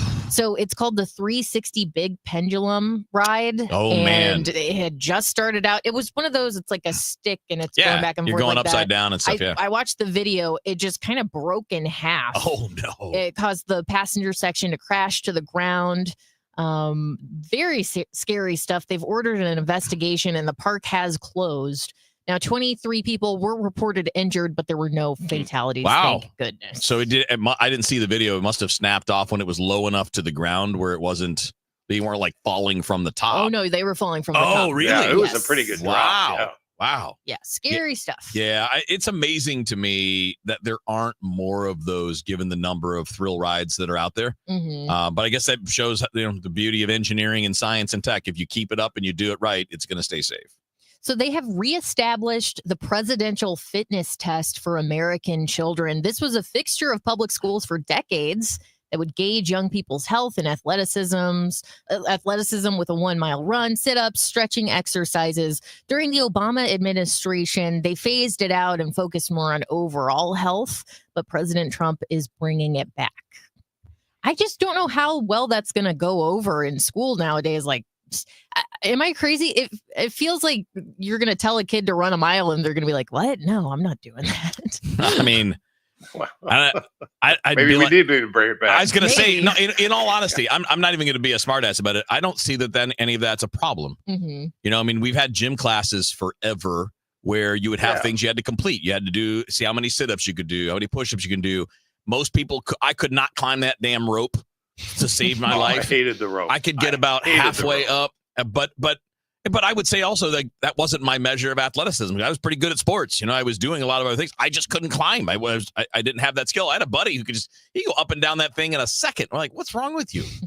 But I don't see that as being that big of a deal. If you're a kid, why can't you just run a mile? Because they'll let you walk it. It's not like they're going to be out there like, you know, bullwhipping you and making you run as hard as you can. 5-minute mile right now. Right. I mean, like, it's okay. It's an assessment. It's kind of an idea because of all the things that I don't like to, you know, I'm always the new things aren't always as bad as we think they are. But one thing that humans need is movement. You need physical activity. And it's fine to do that in school. There's nothing wrong with that. The Nintendo Switch is going to go through some price changes starting August 3rd. So just 2 days from now. Let me guess. In the U.S. It's going up. It's going up. It is a price hike. It's going to affect the original Switch console, the Switch Lite, OLED models, and some accessories, and the Switch 2 console and games. Basically, this is because of tariffs. Yeah. So something to just keep in mind. They had warned that this would be coming. So it's not like a big shock. Right. You know what I mean? Right. Like everybody kind of forgot. So it's like a surprise today for everybody to go like, oh, right. That's right. But we haven't talked about those tariffs in a while. We kind of thought that was going away. But yeah, it sucks. It's real bad. How much is it? Did it say anywhere how much it's going up? I did not see that. I apologize. I've had trouble finding that information. It's not super clear. $100. Here's where the trust factor I don't with think me. quite that much. Here's the trust factor with me. Because remember when we had all these different shortages and you had COVID and people jacked up the prices even more than they needed to. Yeah. And a lot of, I mean, one of the poultry companies, one of the chicken companies got caught doing that, and they got in trouble for jacking up prices even more than they need to. There was a big problem with that during the egg thing too. And I just wonder how many of these companies would be like, oh no, was it McDonald's that did this? Where there was there was a corporate call where they were like, well, we could pretty much jack up the prices any way we want now because we got cover because of all this other stuff. I just want to know that the increases just match the tariffs, and it's not like, oh, opportunity strikes, let's go. Well, I wouldn't put it past literally any corporation. No, that's why I'm saying it ain't one. It's just like, if that's what you are, I'm going to have my doubts until you show me otherwise. This is an interesting story. A couple welcomed the world's oldest baby, born from an embryo that was frozen in 1994. I'm like, wait a minute, but you were just born. You're new. You can't be old. So I get it now. The baby's new parents had struggled to conceive before adopting this embryo that was created through IVF in 1994 and had been frozen for over 3 decades. The person who donated the embryo had created 4 embryos, one of which became her daughter. The remaining 3 were left in storage, so I'm not sure what happened to the other 2. But yeah, this baby's been waiting to be born since 1994. Man. That must be weird to find out whenever you're old enough to understand all of that. Like, wait, so I could have been growing up during the 90s? You're like, am I actually 60? And for a second there, I was picturing like Benjamin Button. World's wrinkliest baby. Is it going to age in reverse too? IKEA is opening mini stores in Best Buys. This is going to happen in Florida and Texas. Basically, you can go in and check out different furniture at these Best Buy locations, and then you can order these items to be delivered to your home. This is nice if you live in an area that doesn't have an IKEA. You can kind of go lay your eyes on it. I am always weird about ordering furniture online because I like to go into the store and like sit down and check it out and see what I'm going to get. So. One more story for you for headlines here. Carrie Underwood is returning to Sunday Night Football in 2025. I know Wheels is so appreciative of her contribution. Well, it's not about it being Carrie Underwood. I felt the same way about Hank Williams. I feel the same way about no matter who they put in there. Do you know what they pay her, Dave? I have no idea. $1 million per week. Wow. No wonder she wants to come back. And now that was the last deal, so it may be more than that now. Wow. So $1 million per game, which is once a week. I'll do it for half a million. And all they have to do is change the lyrics up to a song that wasn't even hers. It's Joan Jett's song.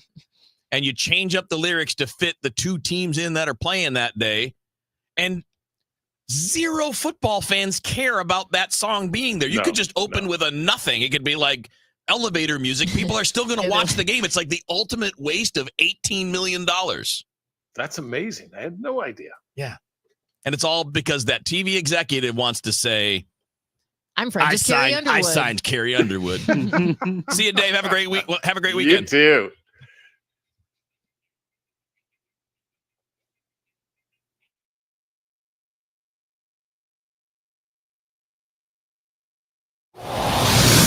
Traffic from the MichaelsFlooringOutlet.com Traffic Center. Well, good news for 44 drivers. They just cleared the crash westbound 44 west of Lindbergh. All lanes are open. It's a solid jam, though, back to almost, back to Laclede Station at least. It's almost back to Shrewsbury on westbound 44 right now. We have a new crash in the left lane, South 270 between Page and Olive. There's still stop-and-go pockets from Page all the way down through to 64. We had numerous earlier crashes that way. They're still working the crash north 270 north at Dorset. The two right lanes are closed. Traffic's jammed at Page for that one. Eastbound 270, they cleared that one at the Canal Bridge. There's still a backup from, let's call it Bell Fountain to about Lilac. It's opening up as you get through Lilac on eastbound 270. Westbound Highway 70, Riverview through Jennings Station is slow. There's a couple of spots from 79 to K, west of Lake St. Louis, all the way out to David Holcomb Parkway. It's a real jam from A to Z in the middle of all that. Westbound 64, Kings Highway headed out through Big Bend, Lindbergh out to 270, and then 364 out to 70, more of a backup at the west end of that delay. Southbound 55, Gaskin A. Bates, and then from Highway Z, most of the way down to Highway A, it's pretty busy. And then westbound 64, you've still got the backup from 158 through Greenmount due to road work. I'm Roger Brand at the MichaelsFlooringOutlet.com Traffic Center. Get ready, St. Louis. Two acclaimed performers will headline a summer finale on the Muni stage Thursday, August 28th. International music icon Diana Ross and multi-Grammy Award-winning artist John Baptiste. And this is your chance to win a premium VIP experience to see the show. VIP includes a pair of box seats, a pair of VIP pre-party tickets, free drinks at the intermission bar, and a free parking pass. Register now online at KMOX.com/contest for your chance to win. Attention. Have you racked up $10,000 or more in credit card debt? Are you barely getting by making minimum payments? With credit card debt reaching all-time highs, National Debt Relief is notifying consumers about significant debt relief options currently being made available to help those with overwhelming credit card debt. These options may reduce a large portion of credit card debt for those who qualify. You don't need to declare bankruptcy or take out a consolidation loan, and you may only have to pay back a fraction of what you owe, even if you have bad credit. National Debt Relief has already reduced the credit card debt for more than 550,000 consumers, so don't wait. If you owe $10,000, $20,000, or even $100,000 in credit card debt, you can now take advantage of this financial debt relief as the cost of living continues to skyrocket. To check what debt reduction you may qualify for, call 800-207-4545. That's 800-207-4545. Once again, that's 800-207-4545.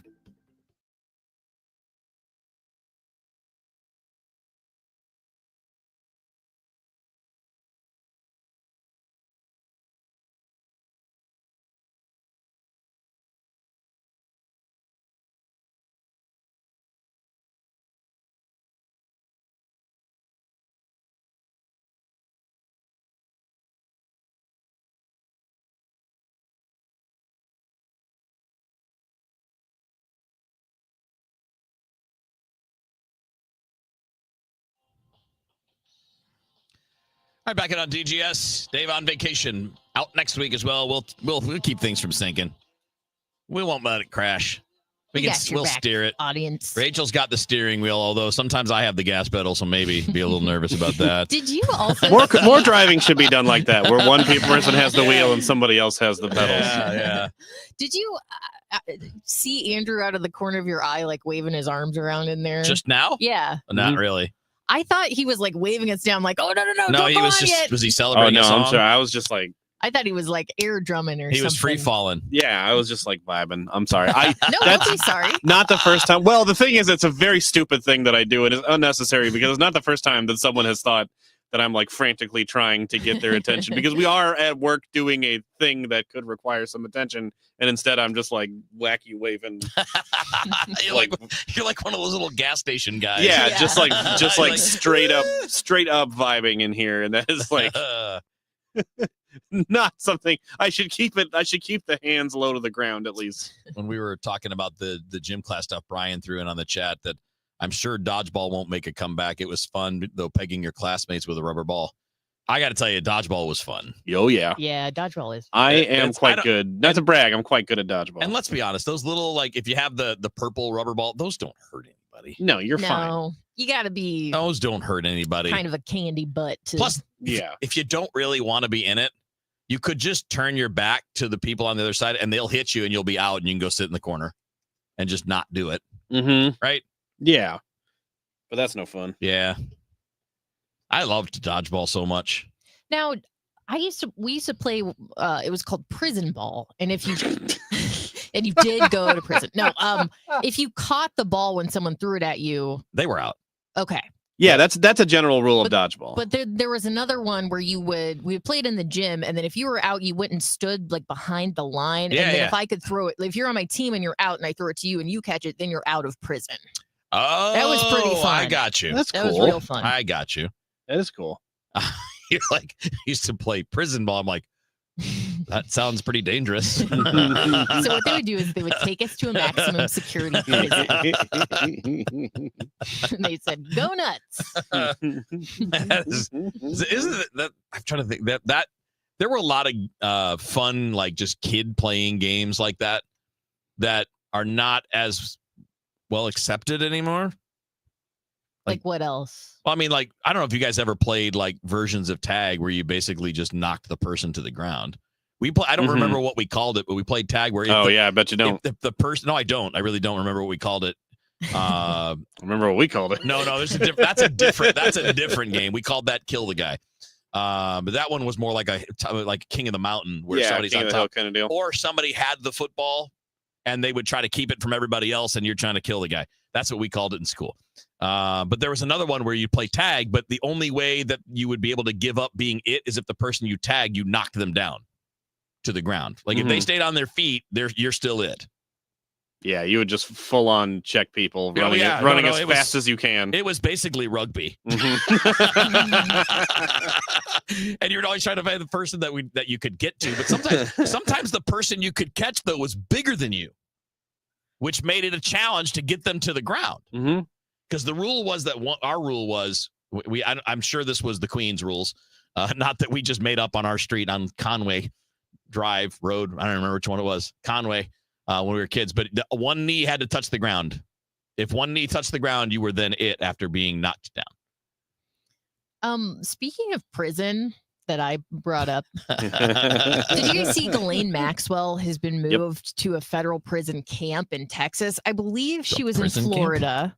And now she's moving to like a cushier prison in Texas. So it's like a lower security thingy. Yes. Because she had like those interviews talking about like maybe naming some people. And I'm sure this is part of whatever deal she's working out for herself. So we put all this on video, right? So we can have evidence to show the American public what was said and what was not? My guess is no. My guess is no. I thought that was supposed to, maybe it's not a rule, but I thought like whenever you watch a, cop show or movies, there's always a camera in the room and there's always somebody recording, and then when they turn it off, that's when the illegal stuff happens. Yes. Yeah, right. They turn it off and then they're like, all right, now let's deal. All right, now you're getting a punch to the face. Now let's talk turkey. But the funny thing about this minimum security prison camp that she's being transferred to, there are some other well-known people in this camp. Including Jen Shaw. She was on the television show The Real Housewives of Salt Lake City. She is in prison for defrauding the elderly. And Elizabeth Holmes, formerly of the blood testing company Theranos. So maybe Ghislaine will make some new friends. Yeah, get in there with some wealthy friends. I'm sure that's not anything close to their old structure of getting close to people with money. Surely not. Just interesting that place is harboring so many I mean, I know you guys don't know who Jen Shaw is, but defrauding the elderly.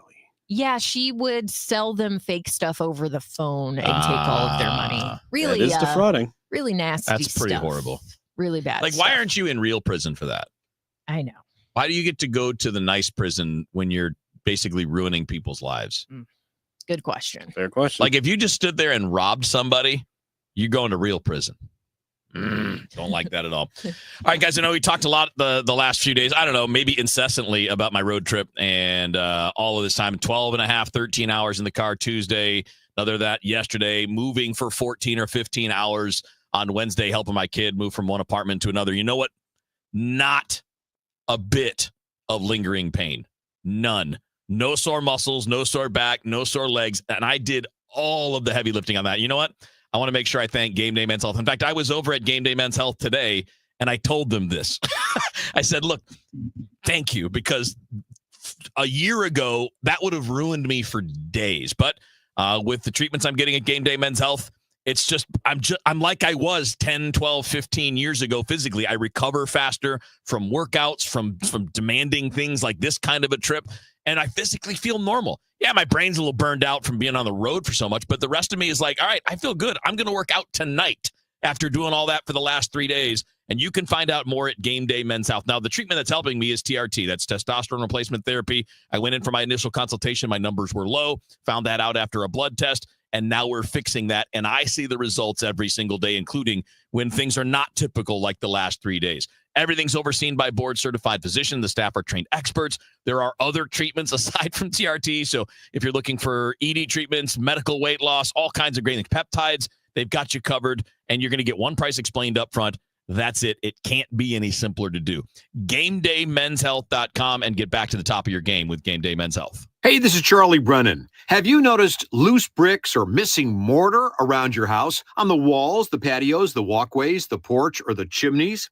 If so, you need to call Morelli Tuck Pointing. 314-645-1387. You might need one of two things: solid tuck pointing, the removal of old mortar with the replacement of new mortar throughout an entire wall or chimney, or maybe just spot tuck pointing. Spot tuck pointing involves the tuck pointing of a particular wall, a chimney, or other masonry surface in an area where it's needed the most. One example might be settlement cracks, usually found above or below windows or doorways. 314-645-1387. Call the company that the Brennans have called when we've needed tuck pointing. Morelli Tuck Pointing, the masonry specialists. Winner of the Angie's List Super